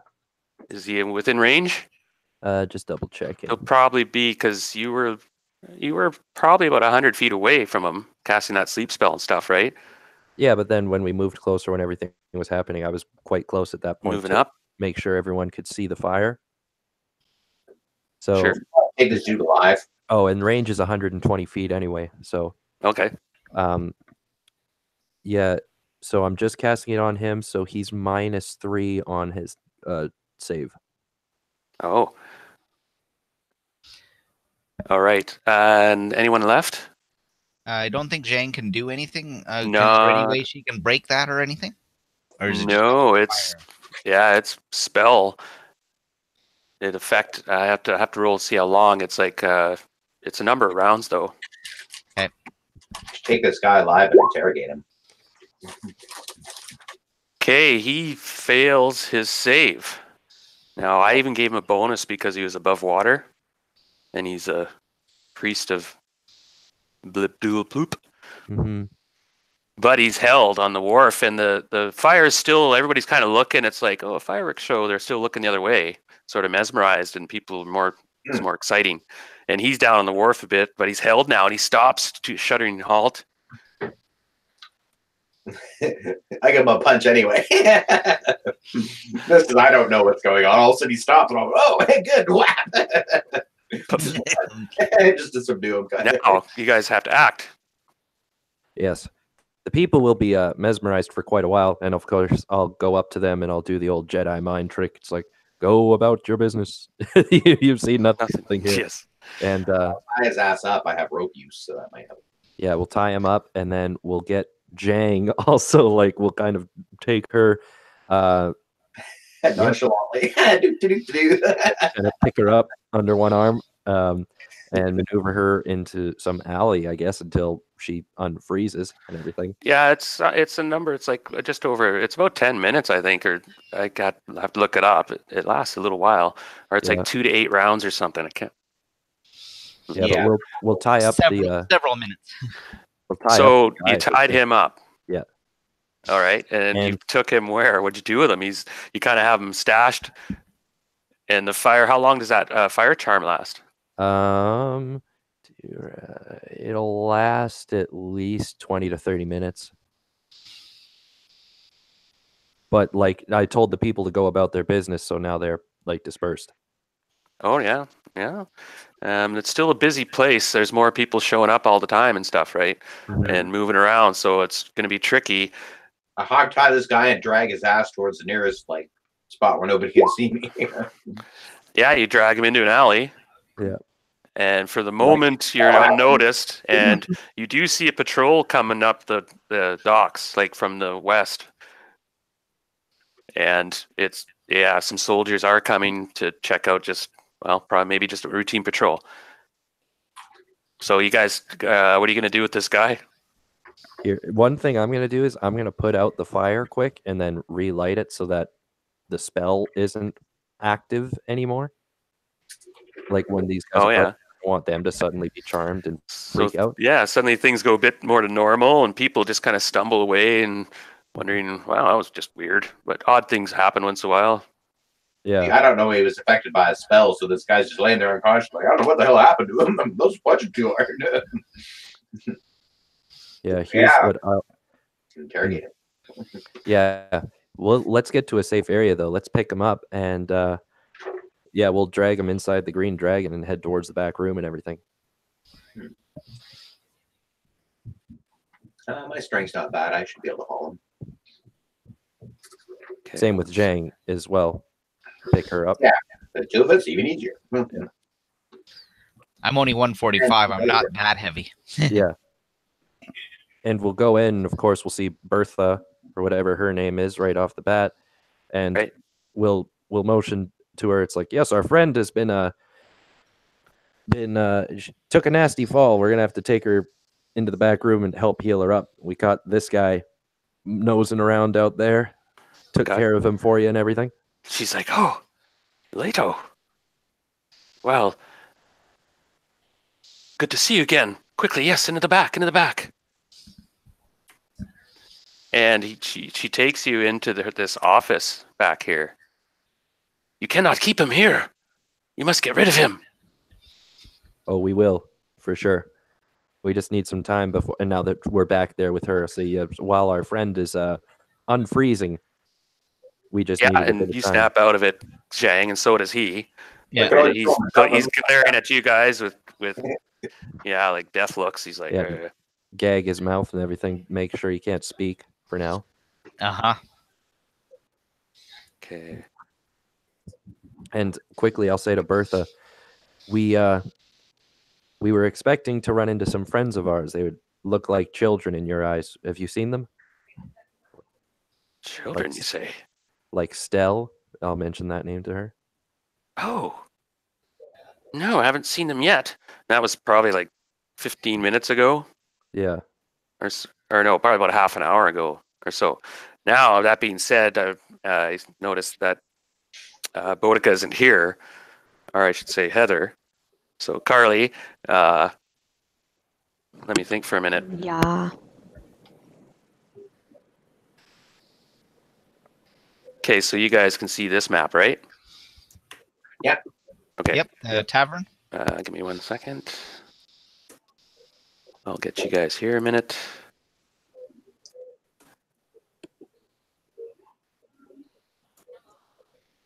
And actually, if Scott's here, he can be here now. I mean, it's not a big deal. Like if he's here now, he can play, of course. Yeah. Why not? I thought. I'm like, oh yeah, I can use another good fighter. Yeah, and so here we are. You guys come into the bar, and you're talking to Bertha, and she's oh yes, and you see the place is hustle bustle busy, like it's been doing really well. And then she goes, perhaps maybe that you say they're in the building. Yes, we know they just entered, but sorry, aren't we in the back because we've got a hostage with us? Yeah. Or are you going down to the secret room? Well, yeah, we wanted to bring this guy in the back so we could. Well, you have the spa downstairs. Yeah, sorry, that's what I mean. Oh, okay. So yeah, he's been down there anyway. He knows about the secret room. And you haul them down. So we'll pretend that we go down into that. I don't have the map right now for that area where there's the spa with the pool. Yep.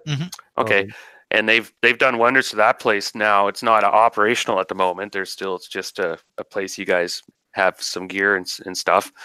And you come down the stairs and enter the area, and you see there are 3 kids in here. Stell's there, Eoz, and there's a younger boy. He looks like he's maybe 10 years old or 11. And they're probably 14 or 15, the 2 girls. And they're eating some of your supplies, like there's stuff down here and whatnot. And they're kind of going through some things. Looks like they've been here for a little while, for like that, about half an hour. And they're just eating, and they both look up, and the boy, he's just standing there, and he just turns and looks at you guys without an expression on his face. You don't recognize him. I mean, it's like, it must be the whatever hatched out of the egg. Yeah. And he's just dressed in a simple garb that they must have dressed him up or something, or given him kind of recognized local kind of clothing from the manor. And he's got these intense kind of indigo eyes, actually, sort of these tense, sparkling blue eyes, kind of like Fremen eyes, I guess, in a way. But no expression on his face. He's just looking at you guys. But the 2 girls are right away. You see the Duergar girl. She has her dagger out, and you recognize she has a dagger she stole from the study, actually. And you see Stell has the wand pointed at you guys. And you recognize it's the wand. It's Sprite's wand. Wand of, oh dang. And so very quickly, I hold my hands up and everything, and I've got the backpack in one hand with a bunch of the food from the gods and everything, and I say that we aren't here to harm you, and we aren't here to capture you or anything. We've come a long way because of your friend here, and I'll motion to the boy, and I'll ask him. I say, let's all calm down. Can you tell me who you are? For we took care of you for many, many months before you came into this world, so to say. No expression crosses his features. He just kind of blinks, and then he kind of just briefly looks at the 2 sisters. Well, I call them the sisters. They've come to be, that's what we've been calling them on our play-by post. The 2 girls. Go ahead, Carly. You see these people come in, and these must be some powerful. They are all scarred veterans with weapons and confidence. And they're dragging this guy who's tied up, and you recognize the guy who tried to get you in the attic. He was the lower minor priest of, remember, the lobster goddess? And he had tried to get you and grab you. And then Shiana had actually saved you, and he ran back through the portal. And there he is, tied up, being hauled in here by Silk or whoever. And there's another Jangs there. Who would you recognize? Actually, Wouldn't recognize me. no. Does she know any of you guys? Because she's from this city. She's the sewer kid. And she came to the attic while you guys were gone. Yeah. Okay, so what do you do, Carly? This gentleman comes forward. He's this handsome guy, well dressed. Looks like they've just been roughed up a little bit. They're hauling this guy in here. He's struggling a little bit, this guy. Because when I was at the tower, the woman there described Leto to me as an incredibly handsome the master. Yeah. Well, just told me about him, how he's like the master and everything, and so, he says he's Leto, yeah, and yeah. So you must be Leto. And then I gestured to the boy. I say he probably won't talk to you, and I stick my tongue out at the guy, and that's all wrapped up because screw you. Well, why won't your friend talk to us? He doesn't talk to anybody. You're welcome to try. And so you all decided to take off from the tower. I understand why Eoz might want to leave, but why did the rest of you all run here? And how did you get here so quick? I decided to come home. And And you see hatred in the eyes of the Duergar. Yeah, for sure. And now the Duergar doesn't know any of you guys. None of you guys personally were involved with the massacre. Yeah. as she kind of sees it. But she's looking at you balefully, and she's kind of crouched beside his name is Eoz. Her name. I don't like the look in that one's eyes. Yes, but we should all calm down. We're all friends here, and we've got plenty of food and drink if any of you need. We can also find you some better clothes if you want. This is you are in our bar, as it turns out. At least this part of it is ours. And Make a charisma check while you're doing this. And go on, by the way. Sorry, and I basically turn especially to the young boy, and would he understand me if I just try to put out with my mind a very simple like hello and everything, like nothing too intrusive, just try to talk to him psionically? Give it a whirl. Just an intelligence kind of Do you have telepathy? I have animal telepathy, which, I mean, humans are animals, right? No. No, if you had telepathy, you could try that. Yeah, I'll double check. I don't think I have anything that really falls in that category. Or ESP. I have ESP. That's not psionics, sorry, unless it's in your psionics power. It is. It is. Oh, yeah. I have psionic ESP. Well, that's one way you could try to read his thoughts. Yeah, for sure. And his state and stuff. Yeah. Careful, there could be some gnarly things going on there if he's some sort of god or something. Mm-hmm. Okay, hold on, give me 1 second. So, you want to try that? Yep. Okay, you're down. It seems you have a bit of time, hopefully. 1 moment. Have to look this up real quick.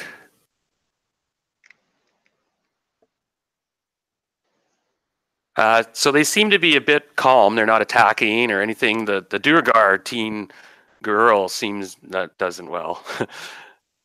She hasn't changed. Damn it. Wrong book. Shit, I hate doing that. So anyone else want to do anything? It's just you're all just kind of watching everything, and you're in the secret room, so hopefully you should have some privacy. Yeah, Silk doesn't know a lot of details. He's still pretty new. He's just kind of chilling, hanging, and watching what's going on. Yeah, if anyone else wants, there's probably a bit of a commotion. There might be a bit of a commotion upstairs. We could have some people kind of keeping an eye out, especially for this Salvin Klim and his associates. I'm going to try and bow and be very respectful to the Durgar and just comment. I don't know whether she speaks it or not. Just say that, like, we have no intention to harm you. You don't know us, but we still have no intention to harm you. We will provide you with some food. Try and get her to relax just a little. Ah, okay. So to the Duergar. To the Durgar. Yeah. Okay, make a charisma check. That's a good call. Just keep it simple. And she has no reason to particularly hate you besides the fact that she hates all surface dwellers at the moment.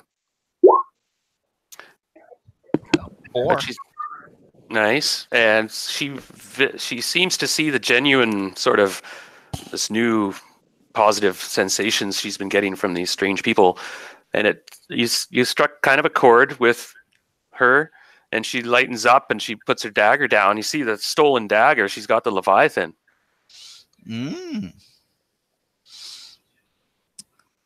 We'll deal with that in a few minutes. Right now, just keep her calm. And she does put the dagger down and somewhat relaxes and accepts some food. And so Carly, you guys have mellowed out. These people seem to be mean you no harm and seem friendly, and they're the ones who own that tower, and they're the ones who you were waiting for to come back originally. They were going to deal with you guys, right? That's why you weren't allowed to leave until they got back.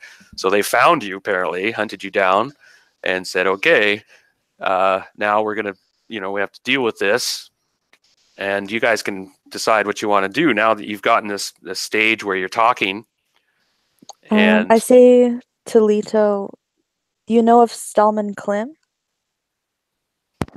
We know the name, and we think he may have captured some of our close friends, the giants, who live on the ship out there, which I believe you've already been acquainted with. Yeah, long ago you tried to sneak aboard this strange-looking boat in the harbor made out of stone, and you were caught by this deformed giant named Pitchwife, who chuckled and was one of the most happy and funniest persons you've ever met in your life. You got to know him a little bit. You came and saw him a couple times because he had all full of wonderful stories and songs, and he was someone you grew to trust. And then that was before you got caught up in the attic thing. And so they tell you now that they're in trouble, and Pitchwife and his wife, who's this beautiful, tall, blonde giantess, or storm giantess, who's a warrior, are missing with a few others. And the giants have asked their help. So anyway, I've said enough. You guys go ahead. I'm going to take a short break. You guys can discuss what you're going to do next. You have a lot of choices. Now, Stell, remember, you know the sewers. Yeah. Very well. Yeah. And in fact, you were planning to head down there and go back, right? As soon as you loaded up with some food and stuff here, you were going to head out. And there's a couple entrances nearby, of course. There's sewer entrances all over the city, and manholes and drainages and everything, right? And you also know where there's reservoirs and the system quite well. You crawled all through there in your childhood. Yeah. Okay. So yeah. Now the one clue you did find out where the giants are is that next day they're having some show at the arena, like, bread and circus, where they're bringing these exotic alien giant freaks. See the giant cripple, face off against the wild beasts in the arena. It's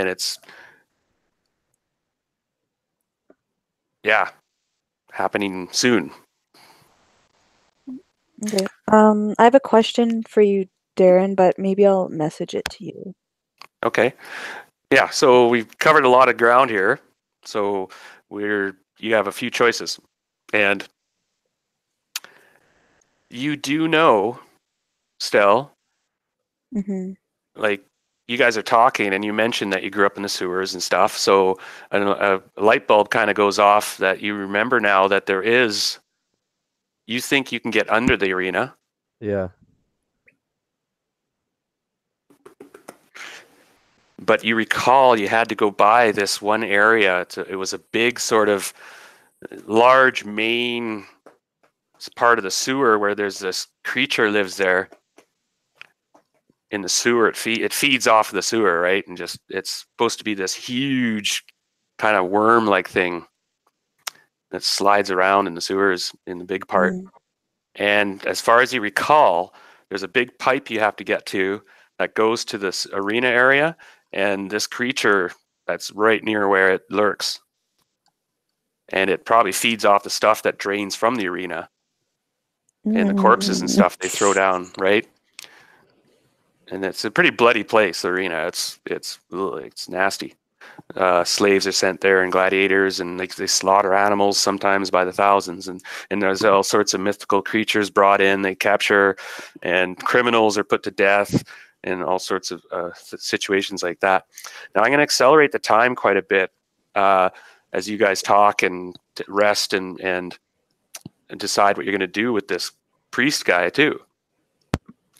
You have to decide, because interrogation time.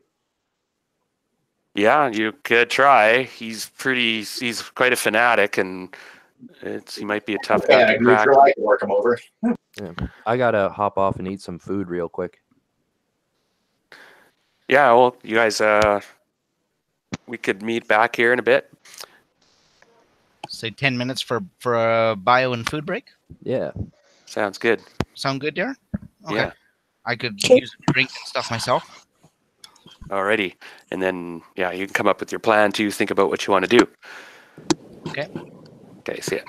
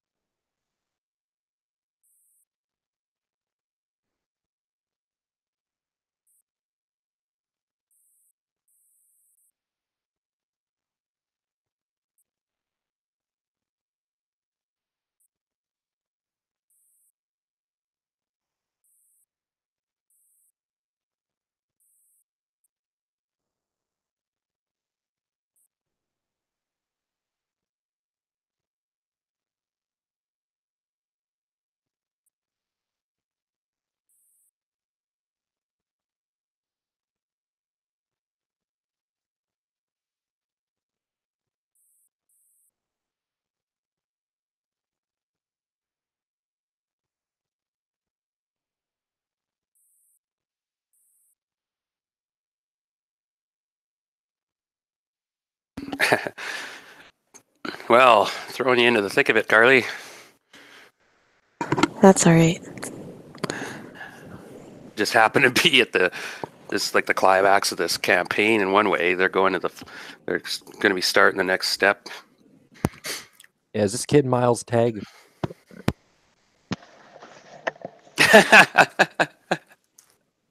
Good guess, nice guess. But no. Is this one of those things where I guessed it right, but you tell me no anyway?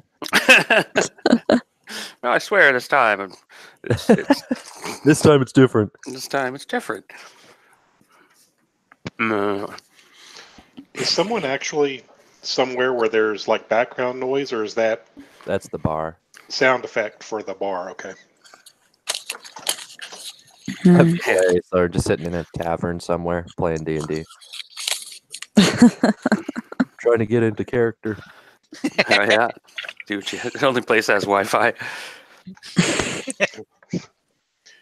All right, so you guys are down here, and you've sort of got these kids, or not kids, these teenagers kind of realize they're caught up in a few things, but you could easily slip into the sewers, and I'm not sure what to do with this Duergar team. You guys sense that you guys were sort of guardians. Yeah, do we understand what is going on with the child? Oh yeah, Heather kind of took her under her wing, right? There's something going on here with the three of them. They seem to I don't know what she's told you about what's happened over the last few days. Next to nothing. Yeah. Right. Yeah, so we'll ask Stell seems to be the only one who is being decent. Oh yeah, did I get anything from trying to ESP that kid?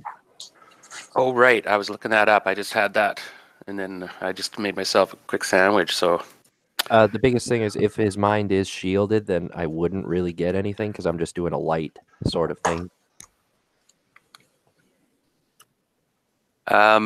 he appears to be ignoring you, and actually you can't even get close before you sense it's just like it's closed. There's nothing there.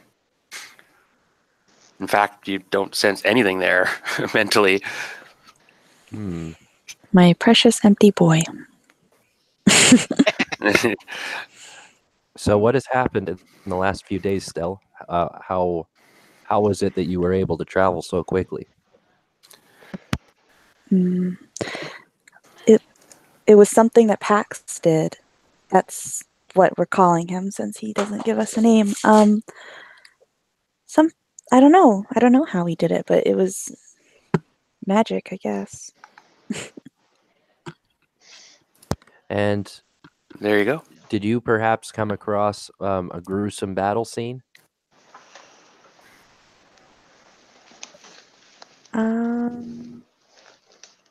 Yes. Were you the ones who caused all of that bloodshed? Were we, Darren? Is that the place we were? Yep. Oh, yes.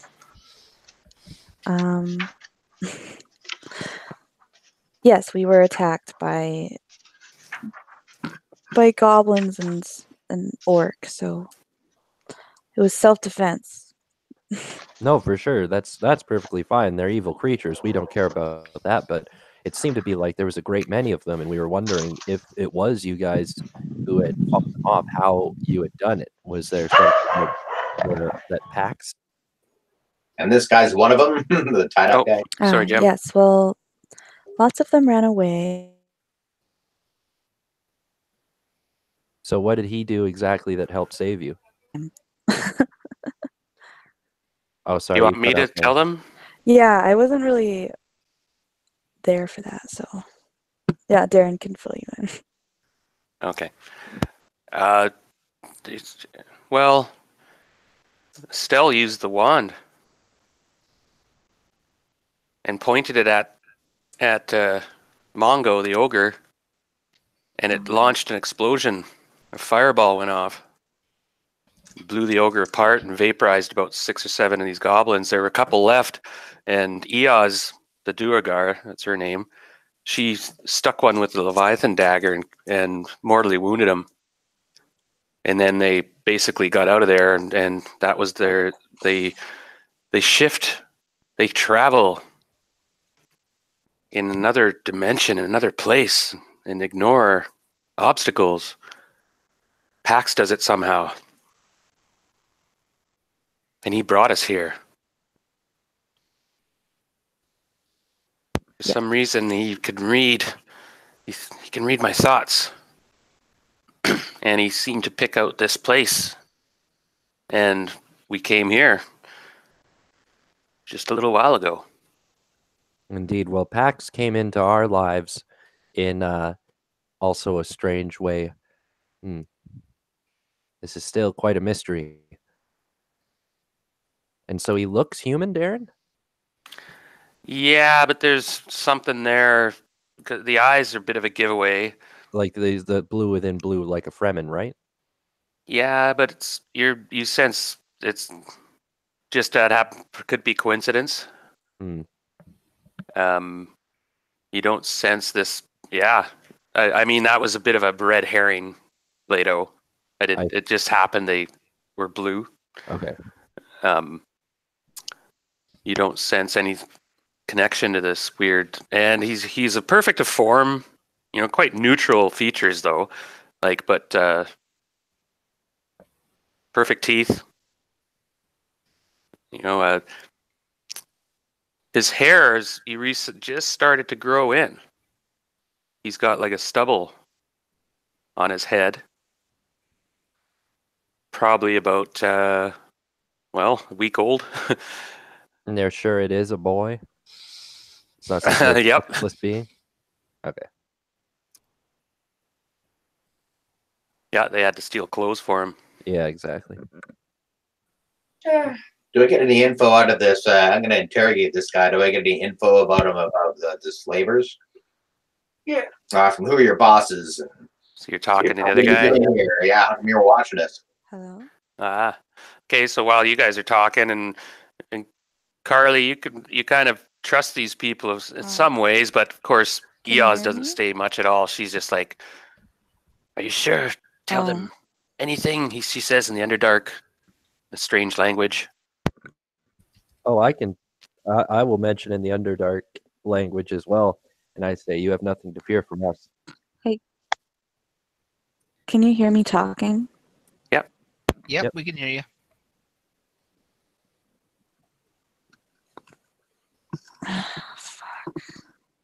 It's glitching out. All right, so now, did you guys decide what you want to do? You seem to have the kids are, mellowed out. Don't seem to want to try stab you or something. She still has the wand and stuff. But she was really concerned about Pitchwife, of course, your giant friend.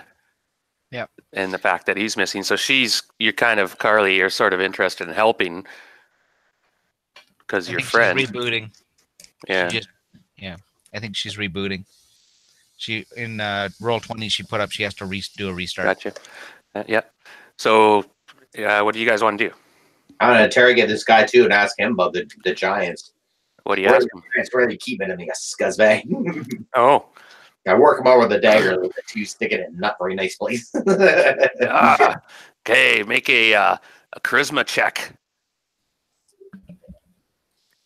Use the Leviathan. Oh no, she's got the Leviathan dagger. 9, so I made it. All right, he's like, and he's intimidated by everybody here and stuff, and and you're getting in, and he says, "They will soon be no more those filthy creatures." The goddess forbids them to live. They are being held at the arena and will be sacrificed in the morning. To what goddess? What goddess is this? And he kind of intones, bloop, bladder, bloop.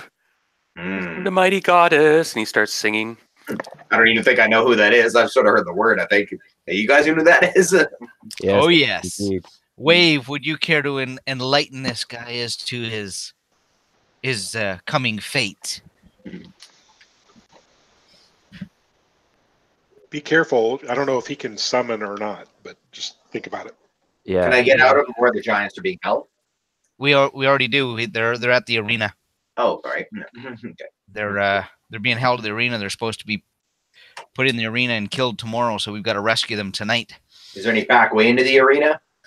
The sewers underneath. That's kind of what Stell mentioned. That's where she's from and everything. She knows that there's a way to get there, but she was mentioning that there's a large worm creature that you have to either avoid or fight. Can you guys hear me talk? Yep. Okay. It's working again. Excellent. All right. So that's the plan. Does Wave want to take this guy out as a priest of Bleep Blada Bloop, or just disfigure him, or what would Wave like to do with he is a priest of Bleep Blada Bloop, right? Yeah, and he must convert or die. The heathen scum. Poseidon demands it. So I will. Now you can disagree if you want. It just wants to skewer him and then throw the body down a hatch somewhere. To the sewers. Guys, the bosses are. Well, you know who his bosses are. Oh, Salman Klim is the head guy. The head priestess. Priestess? Priest. Head priest? Mm-hmm.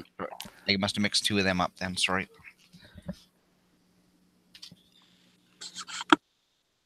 All right, so that's the plan. Going through the sewers. Okay, Stell's going to lead you. Okay, you're heading off in a little while. You're finishing up your meal. And kill the guy? Shoot. Yeah, I don't know. Jang, do you want to skewer this guy? In a way, yes, but he's helpless at the moment, and in a way, no, because he's helpless at the moment. What is your alignment? Lawful good, so that's why I'm in torn. I don't want to kill him in this condition because he's tied up and he's not a good guy. We really can't trust him. We can't leave him behind. But I don't think this is the best way to take this. Well, I believe he should come with us. Maybe we can arrange to put him in a cage in the arena where he's one of the first on the sands in the morning. That's too risky. He might still get out. I say we slit his throat now. The ends justify the means. I prefer something a little more subtle. I know that you won't want to do it, but I have no qualms against doing it. I might even, what is it? I could cloud kill him to death. I have a friend that I think would like him. A friend? Yeah. In the sewers? Yeah, we can bring him with us. I agree with the small child. Bloodthirsty little thing. Yeah, well. But, and I motion to him, we'll tie up his mouth and everything. I say, listen, the first sign of trouble, you're getting a knife in the throat. Whether or not Jang sees. Just to intimidate him a little further, I'm going to pull open my robes and just show him below my collarbone the 3 waves of Poseidon in a bright blue. You heathen scum. And you will convert, or you will not see the morning. And you will become a servant too.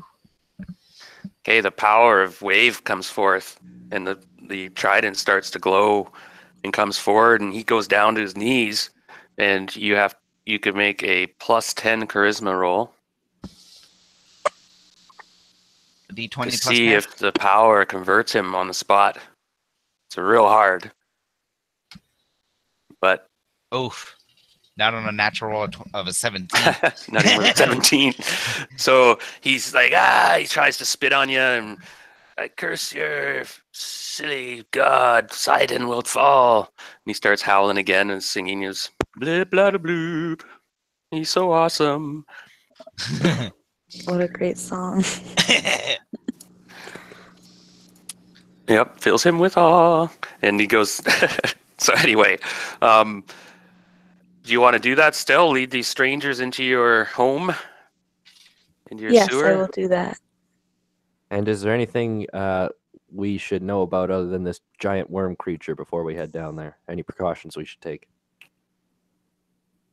Oh, Well, there are a few other critters, but she knows how to avoid the majority. There might be some wandering monsters show up or something, but the worm creature itself, she says, is huge, and everyone avoids that little area because it consumes anybody who goes in there. Ugh. Well, sounds like our kind of thing. Yeah, lead the way. So, how are you gonna run? How are you gonna do this with these teens? And the boy seems to follow them.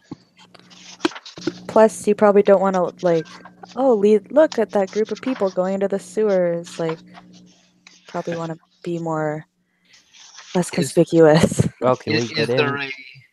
Is there anywhere we can Looks like get? there's a drain in this room. Yeah. I need an avatar too. I don't have an avatar. Yeah, it looks like there's a drain in this room. Right? Does that give you access to the sewers? I mean, your home? That's a Both are the same. yeah, that's a good call. I just noticed that. I'm like trying to find a flaw in that logic, but there appears to be an access to the sewers right there. That's nice. Okay. I never thought of that. Yeah, I'm just like, well, I suppose there is. You guys can get in here without being seen. Might be a Nice. little cramped getting down this one because it's not very big, but It's a tight fit. I'm small. Okay, so you guys lift up this huge iron grate, and yeah, it's like, well, that's strange. I'll go first. I'm short, and I got ultra and intuitive. Okay, I'll get you an avatar a minute, Brad. That's right, Silk. Sure. I'm not. Let me give me a second, everyone. So get ready. It's dark down there, by the way. Yep, I can see. we got a Lido. Do we have another light source, or can we create one? Mm-hmm. I cast light upon my staff. You should have got the kitty tattoo. You'd be able to see. I did. I do have the cat tattoo, but we have other humans in the party. Changed it, but I see why though. I guess. Okay, where did I put? Okay, for now, I'm just going to give you one inside. All right. So anyone else have any spells or anything they want to do, or they're good to go? I cast light on the staff, as I said. Okay, and I Yeah, guess. I'm gonna scout ahead of it. Check for traps. Okay, so you drop down and you're in this small friggin' tunnel. It's like 3 feet diameter. So you're crawling, Yeah. and it's the bottom's slimy, and there's a small the trickle of water, probably about a ½ inch deep, running through the bottom. Yummy. Yeah, and you're dropping down into this pipe, and the pipe goes both ways. One way goes toward the docks, and the other way goes to the city. Now, of course, Stell, you'll have to take the lead on this because these adults are kind of all of a sudden now. How are you going to handle this if you guys get in a situation or something? What are they supposed to do? Here's if you want to lead the way. Of course, Eoz and the boy will be close with you. You should leave any fighting to us. You'll have a couple of us in the front lines, our fighters. I'll be more in the middle / back with, I'm thinking someone else to bring up the rear, and then we'll have the bleep blotta bloop guy in front of us, just in case he tries to do anything shifty. I'll be up front so I can check for traps in there. Mm-hmm. Yes. And I'm short. I'm only like 5'2". Can we ask Stell, is Short. there any chance this is going to open up ahead of us so there's more room? Yes, this leads to a larger pipe. Okay. Yeah, she's going to go to a main drain. So that's one where it's like probably 12 to 14 foot diameter, and it'll have like a walkway along the side, and other estuaries will go into it. Or feed into it. And I can communicate with a lot of creatures, so you could always try and communicate first. Okay, give me one moment while I just get Silk's character here. Let's hope the main vein is drained. Or sorry, the main drain. But it. Good one. Nice. Okay, here. Brad, test if this character works. Punch in your hit points and stuff. Oh, let's see where the. Oh yeah, okay. Seems to be okay. Yeah, you're kind of the pirate guy. You're from this city, right? Kinda. No. Remember, I'm from that city in the. No, you spent time there. I spent a little bit of time here, though. Yeah, I kept sneaking here during the time between when we got back and left again. I snuck here a few times, just did some gambling and wandered around town and stuff. Okay. Now we're on the way. We're heading. We're crawling down this pipe. I don't necessarily need a turn order at the moment, but you mentioned that Silk was up front with. Yeah, with Stell. Actually, Stell was kind of staying back. She can just tell you where to go. Yeah, and I definitely keep an eye out for traps too, because So you crawl. She points toward the city. She points you though, not toward the dock. So uphill. Yeah, sort of. It all drains. It's all quite level. Slight drainage. Engineering go one way, of course. But after about 200 feet, it drains into one of those large main ones. And this large main one goes both ways. And you now want to turn right because Stell tells you that we're now going to be passing to the west of the bay. And as you head down this main area, it'll dissect with another large one that drains into the bay. And we have to make our way. Let me have a look at that other map real quick. The arena's huge. Like it's really big. Where did I put that city? Okay.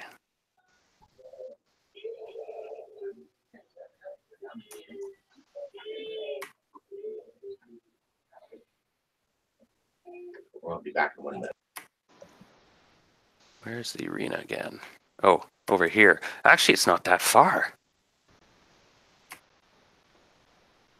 Okay, it's not as far as I thought. So she goes, all right, now we followed this main passageway and we're going along the sideways along the docks. And then we have to your left, when you'll come to an intersection, we want to turn left. And not much further is where the creature's domain will be. And that Stell tells you that. And usually she goes right here and then goes other places, but that's the only way to get to the arena that she knows of.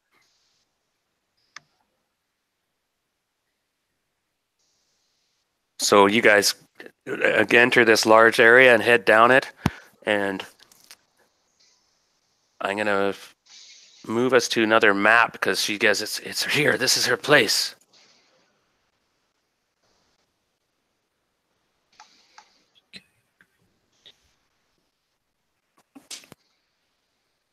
One second. Got distracted by the cat again.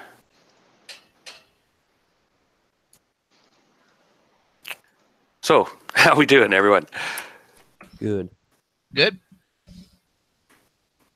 I'm going to grab us. Bodica's not here, I suppose. Oh, I got to grab Eoz and Stell.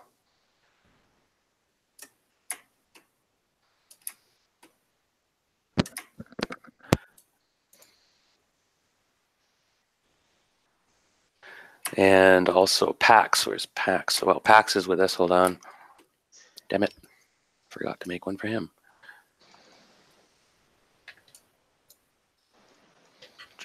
Dude.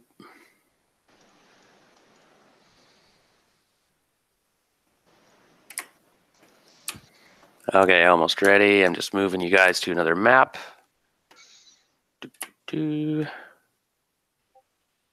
Ah, there we are. Indeed.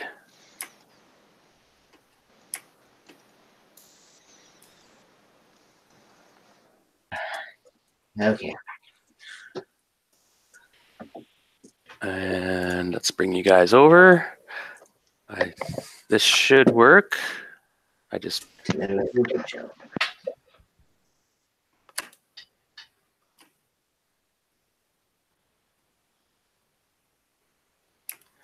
All right, do you see this? Yep. Hey, that's a large. This area, you notice you've entered like a main sewage outlet. The entire floor is just covered in about 4 inches of goo and slime. So you have to make your checks for footing unless you have another means. Keep your footing.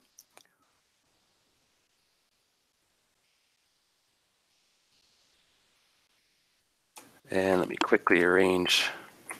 And back. You guys think it'd be useful? I do have an airy water spell.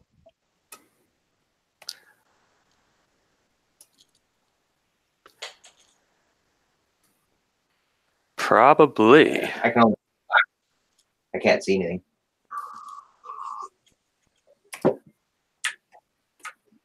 Yeah, no problem. Yeah, especially if I got Nefertari like right around my neck, sort of deal. There we are. She doesn't have to walk in the water. Then yeah, I'll cast airy water on us. Okay, is that the range of it? No, sorry, this was my what's it called? Light spell? Torch. Yeah, light spell. I'll double check.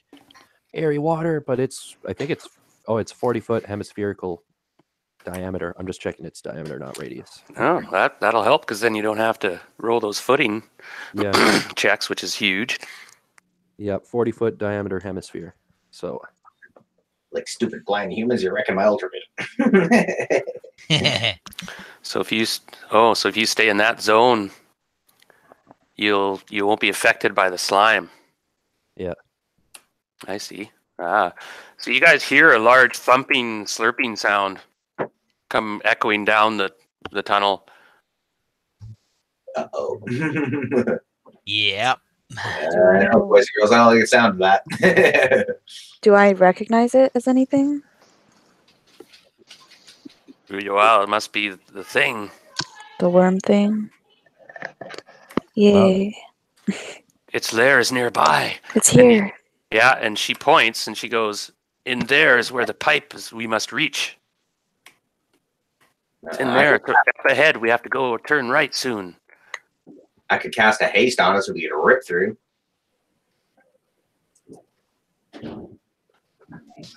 Okay, well, do what you're going to do. we also have the bless spell still on us, I believe. All right. That 24-hour one, yep. Yeah, so put up some symbols for reminders. Somebody. Know how to put the number. Beauty. There we go. Okay, well, here we go. Who's gonna speak for the party? Or I guess Silk, you're up front. You can go ahead. Okay, so sorry, I was distracted a little bit earlier because I had my grandnephew in here and he was asking questions and stuff. So there's some sort of critter down here we got to watch out for. Yeah, this large worm that we don't really know what it is, and we hear it approaching. Most likely around that corner. It might not even be approaching. You just heard something echo down. This thing is big and noisy. Well, cast a haste spell on us. Okay, so hit a symbol for that haste spell. Everybody's actions are doubled. It's nice, and that's for how many rounds? 8 rounds. 10. 10 rounds. So it only goes up to 9. So just put 9 down on your symbol. Anybody else doing anything? Got your primary weapons out? Yep. Yeah. Now, your level, Stell, you were leveled up, by the way. To level 2? Yeah. Yeah, I've done that. As did Eoz. Your last that adventure you were on there. Just, that haste is handy. It'll affect all of us, dude. Yeah. I'm going to warn the party that my first couple of moves when we see this creature, I've got another charge left in the Wand of Lightning Bolts, and if the area is big enough, I think we're safe to use it, as well as the Cone of Cold. Okay, and I have a Wand of Fire, so same. Or you mean the Wand of Wonder? I don't know. Careful with that sucker. Yeah, be careful with that one. We'll warn you right out. Yeah, it's like anything can happen. Yeah. It might turn it into a dragon. We don't actually know the limitations of it. Yeah. So yeah, we I guess we'll move forward then. Yeah, I'm waiting for Brad. Move your avatar head. Very quickly. Oh, okay. Sure, I'll come up to the intersection here. Like, which way do we go now? To the right, and you can hear a loud thump, bang, and a big squirting noise, and some horrifically large thing passing some other horrifically large thing out of some other thing. Come up to this corner and just have a peek down this hallway. Okay, 1 second. I'm just finishing. I forgot to program Pax's. I just give a signal if everybody did shh, worry for a sec. Hey, you get to the corner and you look right, and there's a sewer. It seems to connect. There's a T intersection about 70, 80 feet out down the way, and you can hear something banging around and sloshing somewhere down there. It's coming from down there. Lito, could you cover up your light for a sec? I just want to have a look down the hallway with like infravision to see if I can see anything. Yep, I'll do that. Just for a second. Well, I'll just stay totally immobile. Yeah, everybody's staying still, and then there's a moment of quiet, and then you hear some more sliding noises and sloshing and thumping, and it's sort of this weird, deep rumbling, burping sound and drips. Well, fast, we might be able to just rip past it. We're at double speed. Where are we headed next? That's the ask. This is where we're headed. So. This way. Yeah. So we'll remember the pipes over here. It's like zing. Okay, you get to the corner. Oh shit! What happened? Yeah, just have a little boo around. I go ahead, everybody. Yeah, just stay back just for a second. Okay, 1 moment. I have to restart roll 20. Oh. Okay. Can you guys see anything around? Don't go any further. Just stop where you happen to be. Yep. Yeah. I just had a couple avatars disappear, so. Hi there, just give it a second. Yeah, so everyone's ready, and the creature is around the corner up ahead, Silk, to the right, in that chamber where the pipe apparently is. That's the way we have to go, eh? Yeah, and it's going to take a minute for this roll 20 to kick in. So you guys declare your actions, unless you're holding your action, like with your primary weapon or whatever, then that's fine. Basically, do we want to try fighting it, or do we want to just try ripping by because we're hasted? What do you guys think? We should probably just kill it. Yeah, it's probably a entity we don't want it left behind us anyway. Yeah, so I pull out my wand of lightning bolts, and I'm gonna get ready to fire. Now I prepare a magic missile. Jangle will pull wave and prepare to. I don't know if you can chop or punch a worm, but I guess you'll find this massive purple worm. Oh my god. It's huge. You see the size of that thing's head? Yeah. And it's come slithering around the corner from the room, and it's just covered in goo and slime. It lives in this excrement and just eats it day in, day out. Does it move slower once it hits the airy water spell? Well, it hasn't got that close yet. Yeah. Oh, shit. 1 moment, I got it on the. I might just try. Okay. Do you guys see the thing? Right? Oh, yeah. Oh, okay, good. 1 moment, for some reason, this thing is huge. It's a rather large specimen, even for a purple worm. Not that you've encountered any so far in your travels, but their reputation precedes them, of course. And this one's a particularly nasty one. Foul and smells like death itself. So the rest of you guys better catch up. Move your avatars if you could. So Stell and Eoz. Well, Stell, what do you want to do? You were told to kind of stay back. Mm-hmm. And Eoz is with you, and Pax follows you guys. Yeah. So the three of you are hanging back by about 50 feet, 60 feet. I could try to polymorph it into a tadpole. Won't work on this thing. Maybe. I kind of thought that maybe. Okay, I'm going to draw my sword, Darren, and I'm also going to have my dagger in my hand. Okay, I'm gonna set up the turn order mechanism. Give me a second, and then we'll all come around and find out what you guys are gonna do. Okay. Give me 1 moment. I'll have this ready. We'll get Stell in here. And who else are we missing here? I got Silk, Guide, and Lado Zhang. Guiden. Yep, okay, I think that's everybody except the worm, of course. And there we go. Roll 20 is being a little glitchy. I'm just give it a second. All right, declare your actions, everybody. The creature seems to sense you guys and lurches in your direction, seeing fresh prey. And so, what is it? Sorry. Haste doubles every action except for magic, right? More or less, yeah. That's how that works, yeah. Then I'm just gonna shoot it with my wand, because like I'll make sure that I'm right around this corner here where I can see. Okay. Silk, what are you gonna do? If he was, I'm just thinking though, Leto turned a dragon into something. I could probably. I don't see why it wouldn't work on this thing. It just might not- it would last actually 1 round. Yeah, because creatures that can polymorph back quickly. Yeah, you're right. No, and just some large creatures like dragons and stuff like that should have polymorphed back the next day. I misplayed that encounter with that particular dragon. Because yeah, large creatures like that, they basically polymorph back. Oh, we're hasted, so that's good. But anyway, so you're gonna try that? No, I'm just gonna shoot magic missiles at his face. Nice. Guiden, you got your sword drawn, correct?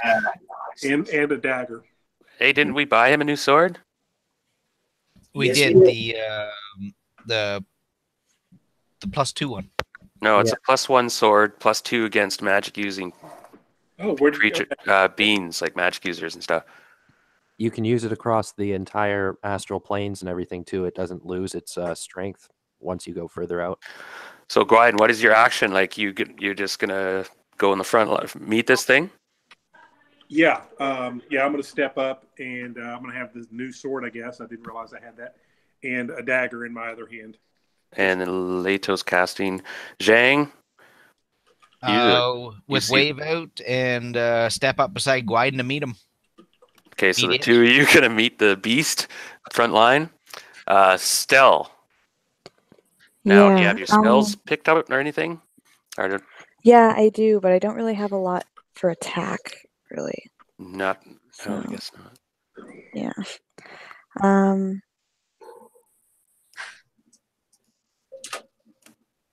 Okay, well, you just hang tight for the moment.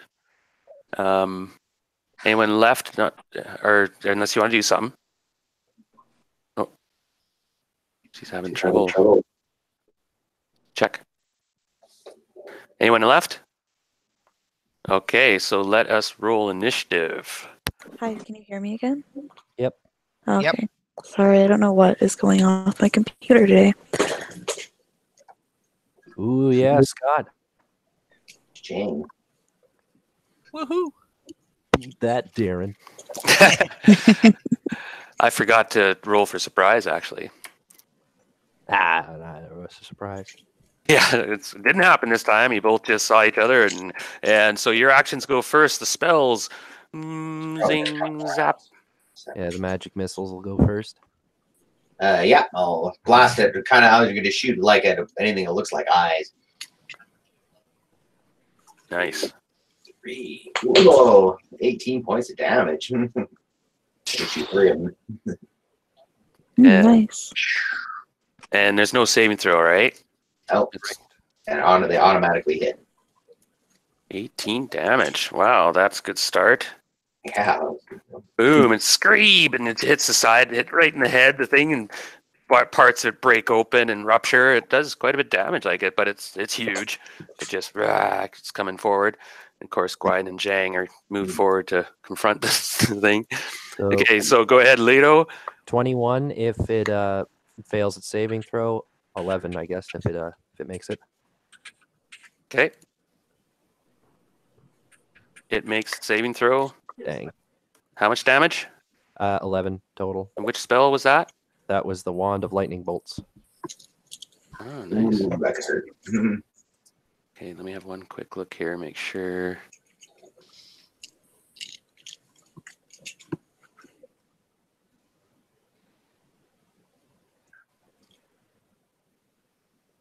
I had to just double check something quickly.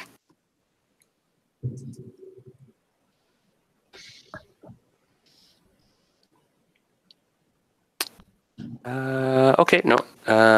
No magic resistance. No. No, okay, I just wanted to see if it had immunities, but those spells are effective. Okay, good call. 14 damage again, please. I did 11 and Brad did 18. Gotcha. Okay, that it seems to work. It hits it, and the thing screams out in rage, and pain, and anger. Blows up. Now, Gwyden, you confront it. You're there with your sword. You're going, holy crap, this thing's mouth is the size of a friggin' caboose. And Zhang, you're there as well. Go for it, I guess. You go in to hack it because it's going to try swallow you guys or bite you guys. Yep. Okay. Now, do you haste everybody here or just yourself? No, that hastes everybody. So everybody has double movement, double attacks, except spells are at regular rate. All right. Yeah. Okay. Now watch. You see its tail whipping around as well. Mm-hmm. Okay, go ahead, Gwyden. All right, hang on. Kind of. And don't forget we have I have an active bless spell on. Yeah, important. Someone screen share, perhaps? Sure, I'll do it. Oh no, Gwyden, not this again. And Zhang, don't get swallowed. So Gwyden, make a percentage roll. This unbelievable. Scott, what's going on? I don't know, man. Hang on. Rolling percentage. Okay, so you don't fall in its mouth, but you kind of stumble and your attacks are ineffective. Well, it's slippery as hell in here. Yeah. All right, and what was the other attack? You had 2 attacks. I should have 4 attacks. Yeah, if you're hasted, yeah. But the worm is still able to move normally without all the water and stuff around? Yeah. Oh my God, Scott. And then a 20.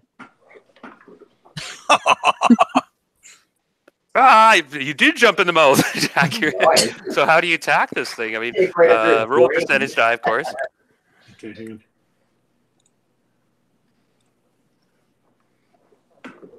8. Okay, so you do double damage.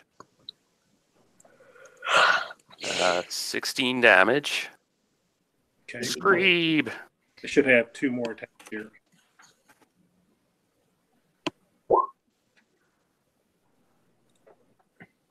Okay, that's another hit for 12 damage. Oh, you're in there hacking. Let's see here. Okay, and the last one misses. Close, actually, but not quite. Yeah, you took a couple. You did a couple carvings into it. It's messed up. It's bleeding goo all over the place profusely, and blah, and it's hurting, but still fighting. Zhang, you're in there beside Gwyden. Yeah, 17 on the first one, which I'm pretty sure should do something. Yes, indeed. Oh, you already rolled there. Okay, got it. Second one was a miss, however. Yeah, I don't think the second one did Okay. anything. Just looking. What damage did you do? Oh, 9. Large creature. 9 on the first one. Yep. Okay. And you do pierce it, but miss on the other. And who's left? Nobody left. Okay, the ting. Pardon me. I'm going to just roll to see. Okay, who it attacks, and it is attacking Zhang with its gaping maw. No, not again. And the tail is whipping around at Gwyden. Got that? Yep. Oh, it bites you, but does not envelop you. It does not swallow you, but it does bite you, and you just manage to twist away, but his teeth graze your side. Yeah, and it's. Let me just get the damage here. It's pretty. Let me double check. It's big mouth, so it does some. Like a giant bear trap. Yeah. Okay, 13 points damage. Okay. And Gwyden, you still have -4 AC. Yes. Okay, the stinger comes whipping around, and that beautiful armor, you just almost contemptuously kind of just let it bounce off your armor, and it misses. End of the round. It did get a piece of Zhang. 13 It's got damage. teeth. Now, declare your actions. We'll start with Silk. Yeah, I've got. Yeah, after I shot those magic missiles, I draw my bow out, and I'm gonna fire arrows this round. Okay. Gwyden, you're in there, I guess. And you can describe if you want to try something in particular or whatever, but I'll assume you're hacking at it. Yeah, I'm. You know what? I'm just gonna swing at its face. I don't know. I don't. That's the only thing close to me, right? Sort of. It's biting you and Zhang. It's going back and forth. Leto. So, especially with I've done this a few times now, so I don't see why I couldn't do it again. I want to do the 2 magic missiles, one at the beginning of the round and then one at the end with the ring and everything. Right. So my 2 rounds of magic missiles, I'll do that this round. Okay. Just let her rip you. Just firepower. Oh yeah. Zhang, you're going to be in there. Anything in particular? I'm gonna do one attack with the with wave, and the other attack with the martial arts to back it up with the haste. Afterward, I'm going to give you a brilliant idea. But okay, so let's roll initiative. Okay.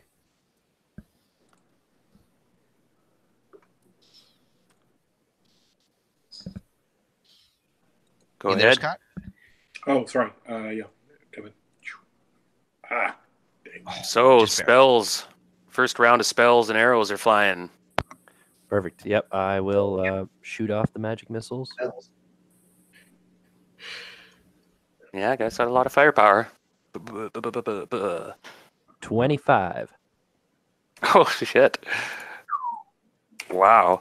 Okay, you hit a bunch of crevices along its body. And arrows fly. Silk, fire an arrow, and you get another one at the end of the round, or you get. I'll get double attacks. Oh yeah, you get 2 right now. Yeah. Hey, this thing is hurting pretty good. It's definitely effed up. Nice. Oh shit! Both good shots. Ooh, funk. Ba-bunk. Yeah. And these arrows sink in deep. It twists and curls in rage. The thing is bleeding everywhere. Its head is cut up pieces. There's teeth flying. Purple eye color splattering. It's kind of mad with rage now, fighting. It's might be looking a bit desperate. You guys are grinding it down for sure. And it won. No, who won initiative? Oh, it did. Yes. It did. Yeah. Okay, so anybody left for that? Okay, it goes to try to bite or swallow. Again, Zhang. For some reason, is after. The perfume you wear or something. Oh, it rolled over from a 19 to a 1. Just a wish. It And, ate itself. Just You a hear Wave yells in your mind, "Jump in! I will protect you." Oh, force cube. Yeah. And its mouth opens wide, and it tried to. You could easily dodge, but you jump into its maw. Don't jumping in. 5 Trying seconds. to buried right up next to my body and dive right in with all my weight behind Zhang, the Fully intestinal warrior. it. And you jump in there, and the thing swallows you, and everybody's watching for a second, and it's the old comical thing where the thing all of a sudden, it looks like it swallowed a box. And it's big enough that you can see corners and tears, and the side of its neck kind of bursts open. And the thing thrashes to the side, and you can see the edge of the cube of force. That's 10-foot square cube of force suddenly appeared in its esophagus. Awesome. Oh yeah, we need blood for this one. Blood. Where's the blood? And a sound effect, if you can. Yeah. Bleh. Splack. The Yeah, whole I head do have a pops right off. And good job. Nobody got swallowed. Phew. Yeah. Jay, you're just too tasty. Woo! Monsters love you. That's why I got quick. Yeah. Yeah, no doubt. Yeah. After the frog experience. Just All right, so everybody calms down, and Zhang's got a little wound, not too bad. Yeah. But everyone's more or less, you slayed the creature, and you slayed this creature, and it's thrashes for a little while, and then finally it's still. Whew. And sure enough, you can go into its lair now, and you'll see that there is a large pipe that there's this kind of goo trickling out of, and Stell kind of points that. I'm going to harvest the poison out of its stinger. Yeah, does it have any treasure on or around its lair?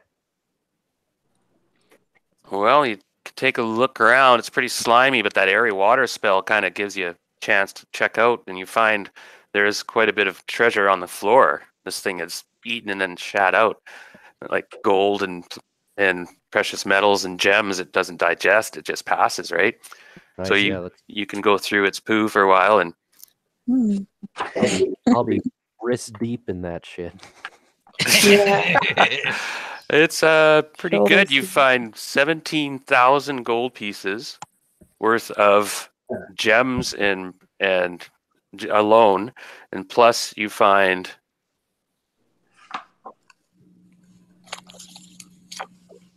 about 3,000 gold pieces. Watch those, Jim. Oh, well. Yep. Yeah. Don't mix this with your other gold, because that'll just lead to a real ugly mess. There are no potions or scrolls or that sort of stuff. Wouldn't survive in this environment, sort of deal, or its digestive system. But let me quickly roll. Can I look around for like a weapon? Yeah, I was just about to. There are some rusty weapons around, and you do find a short sword, a +2 short sword. Very nice one. Cool. It's a sword. Oh, wow. Give me 1 second. That would be nice. So you guys slayed the creep in the sewer. Good job. Sewer is a Darren, nicer place now. fastest a purple worm has ever died. When you activate a cube of force in its throat, that tends to do that. Yeah, that's amazing. This is a short sword of quickness. How often can you use the cube? Is that a once a day effect, or what is it? I haven't actually asked Wave yet how often he can use that. Yeah, you have to check that out. You got the abilities written down, right? I gave them to you. I got the whole thing, yeah. There you go.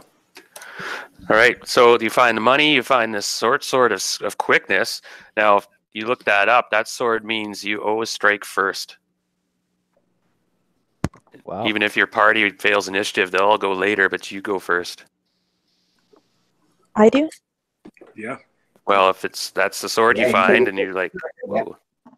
Oh, okay. Yeah, sorry. No, it was just glitching. Okay, Brad, roll you're in a hurry, Brad, so roll a +5 dexterity to see how much venom you can get out. You can't be too nice about it. You just have to get in there and quick. And if you had, some time and equipment. I didn't get that it was poisonous. I didn't realize that. Okay, did you pass or not? Sorry, what was that? It was a which check? Dexterity. Oh, okay. Yeah, I made it. Okay. So you managed to. Okay, now roll a 3-die-4, and that's how many doses of. Let me just check. That's amazing. What'd you get? 12. 444. Oh shoot. Okay, let me look and see what kind of poison it is. Yeah, purple worm poison is really potent. Yeah, it might just be a death poison. seem to remember it does something really weird and nasty. Yeah, if a victim fails saving throw, they die. Wow. I'm telling you, we got lucky knocking this down that fast. Oh yeah. 'Cause that tail Yeah. across you a couple of times. Yeah, you guys hit it with the broadside, full broadsides, right? Yeah, Magic that missile, worked out just amazingly well. hit it with 3 or 4 magic missiles, it adds up and so on. Lightning. Good job. No, this thing it had around 100 hit points. Wow. Damn, we took it down pretty good. Yeah, it went well, and it didn't swallow anybody. If it rolls like basically if it gets any sort of critical or 4 more than it needs to hit you, it swallows you. It was close actually with Shang, but then it rolled a 1, of course, and that was instead of hitting you, you jumped in and blew its head up. Yeah, that was epic. Yeah, very good. So you don't find anything else. Well, the sword's a nice find. And you killed the beast, and there's this tube. It's probably about a 6 or 7 foot diameter pipe that goes into the darkness. And you think you might even have...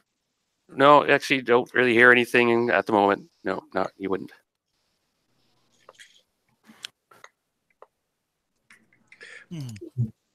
So time is a bit of a factor. You guys are getting going. Move on along. I guess we found all we could find. Spells wear off now as you do all this stuff. So you get rid of those things. Yeah, airy water and everything. Airy water lasts a long time. That's like an hour and a half, right? Yeah. So it's still going. It's been about a half an hour. It actually lasts over 2 hours. Yeah, there we go. So I'll get the XP for later. And you guys want to go down the tunnel, I guess. And you can go side by side without swinging weapons or something, but it's basically single file. It's single file because it's only 7 feet round. Yeah. Okay, I'll go in front because I'm going to check for traps in that. Has Stell ever seen any more than this one worm? That's it, I think, as far as we know.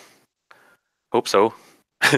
One comes down the tunnel and just swallows all of you at once. So you're up. I done badly if we would have got some bad rolls. Nasty. How much that thing was longer- huge, though. Look at the size of its head. It was just like, I mean, they can be 8 to 20 hit dice, I think. I mean, they can be huge. He did. The reputation preceded them. Yeah.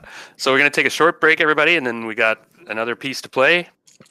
Yeah, I was wondering how much longer everyone wants to play for. I'm good for a bit. I actually need help cook dinner, so you can if Darren wants to play my character, he can, but I need to step away. All right, yeah, I just got to figure out. I got band practice at a certain point today, so I think they kind of wanted to practice early evening, so I might have to duck out early if that's the case. Still, what, 4:15 your guys' time? Yeah. Well, let's set something up. Okay, well, we'll play a little bit. Let's get to the next. I'll introduce the next section, and then we'll pause it because there's a big piece coming up. It'll take us a few hours to play it, a couple hours anyway. Yeah. Okay. But you guys are more or less ready to go. I don't know if you want to heal or anything, Zhang. Oh yeah, you took a few hits. And you guys came through that really unscathed. Yeah, that was amazing. Healing stuff. Remember that exotic healing drink? Yeah, even a light one would heal me right up fully at this point.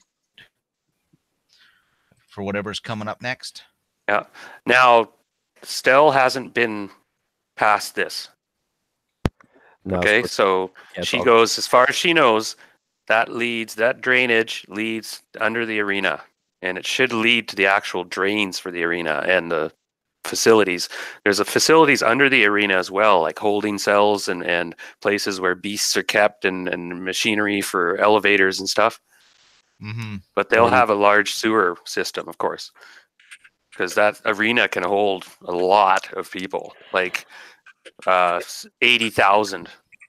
Like, it's huge. you could see it from down the docks. You could see the curve of it up on this hill, and it was huge. It's a big coliseum, right? Mm-hmm. So yeah, it'd have big channels leading into it. Yeah. Oh, and it's got huge shades built on top of it. Like the thing is massive. It's like yeah. Anyway, like a big college stadium. Yeah. Football arena. We should be able to find some way where we can get an access where there's not a lot of people, nothing around, so we can get a quiet entrance. Mm-hmm. Well, to head down the tunnel, single file. You guys silk first. He's checking for traps, taking his time a bit, but you guys want to get going. Yep. So you head down the tunnel and travel for quite a ways, and it turns and it comes to an intersection, and to the right, it's still a small pipe, or a bit bigger, this one, and he figures that it comes from the arena to the right. That's one of the main drainages for the arena. Okay. And then you can suddenly hear something faint. I'm an elf. I might be able to pick it up pretty good. Oh, so we hear a crowd. I thought it was still nighttime, but I guess it could have been a little while. No, like I said, I accelerated time. I screwed up the timetable. Okay, actually, it was supposed to be morning when you guys came here. Okay. Okay. Pardon me. And then its cheering stops, right? And well, I think we're headed in the right direction. And you hear some booing and stuff, and there's a large crowd. Like the sounds echoing down the tunnel, of course. Okay, so I detect any traps. Hurry. Roll your sense traps. Tech traps. Okay.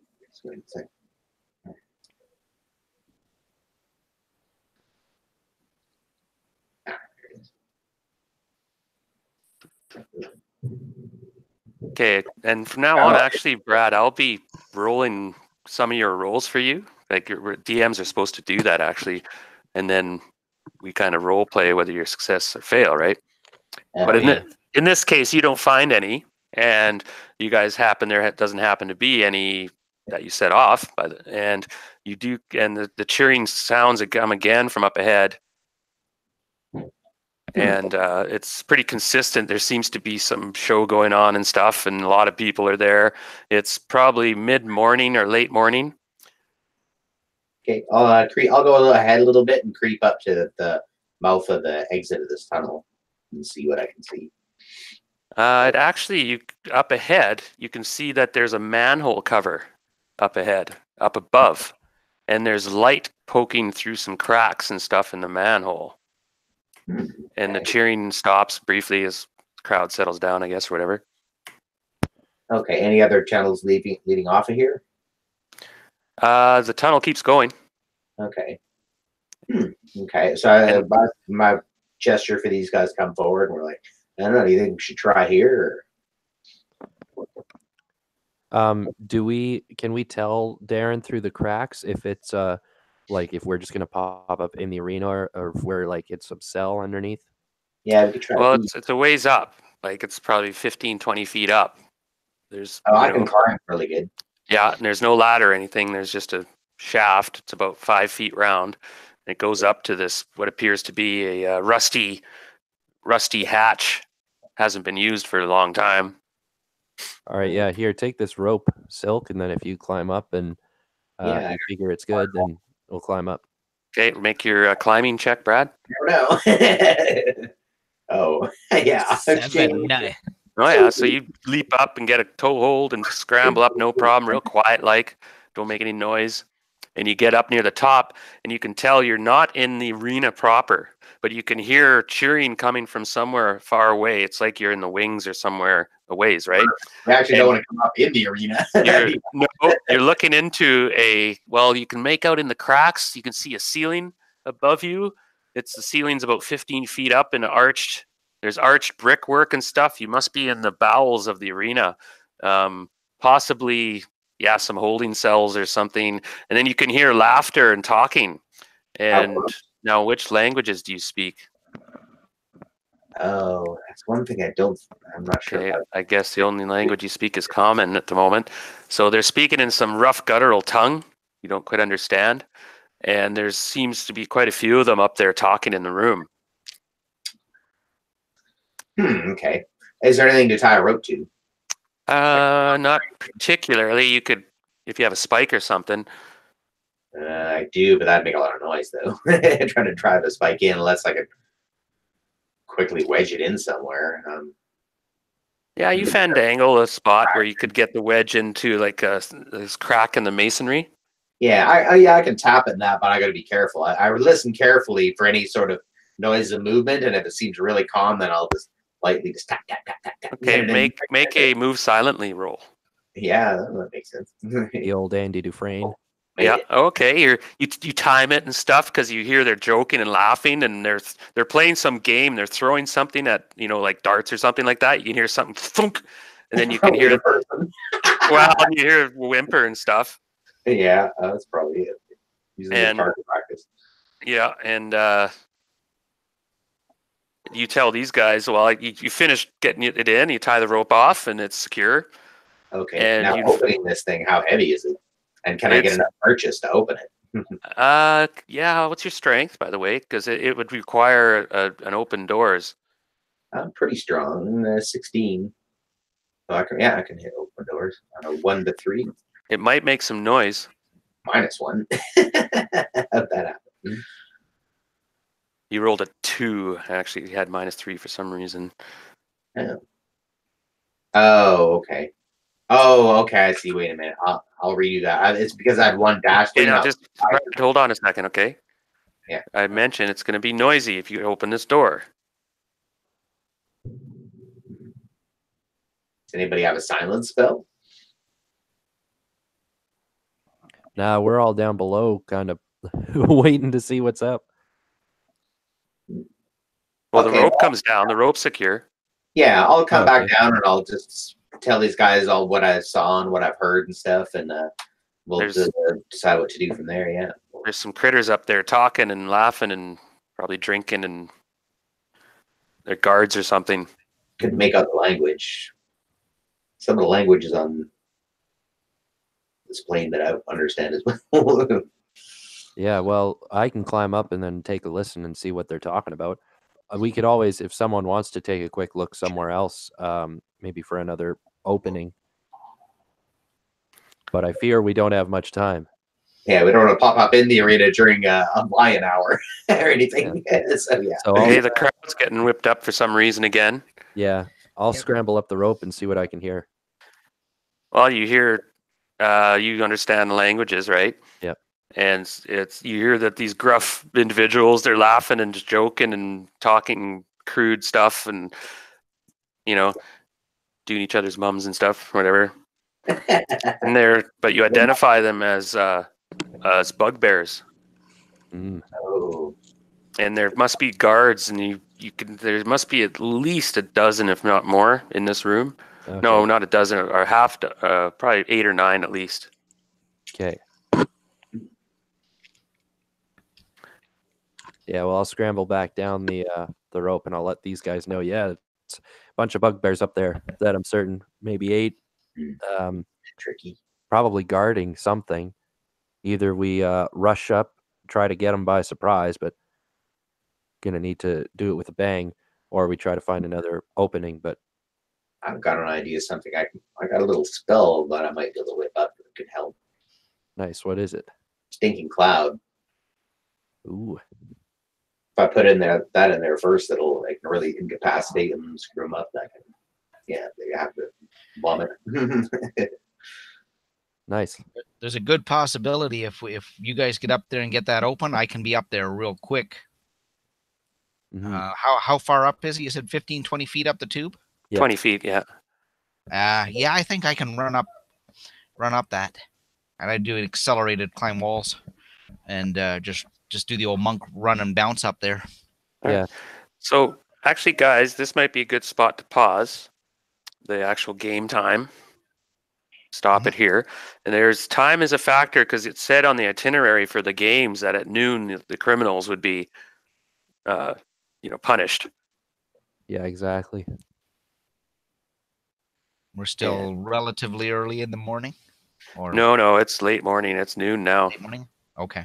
Yeah, it's getting close. So I screwed up the time. And actually, you guys arrived here mid-morning in Port Toli. okay. I just screwed that up, the timing. So yeah, we'll either have to fight our way through to the arena. Hopefully, this area is just where some of our friends are being held, or although it's not that great of a scenario, it might be best to pop up in the arena, actually in the midst of it all, and help what our friends fight our way out. Nah, let's save them. Like that's the cell makes sense. Just working it over in my head. we gotta find out where they got to first, but yeah, we gotta get past these guys next. So, were you going to take a cut here for the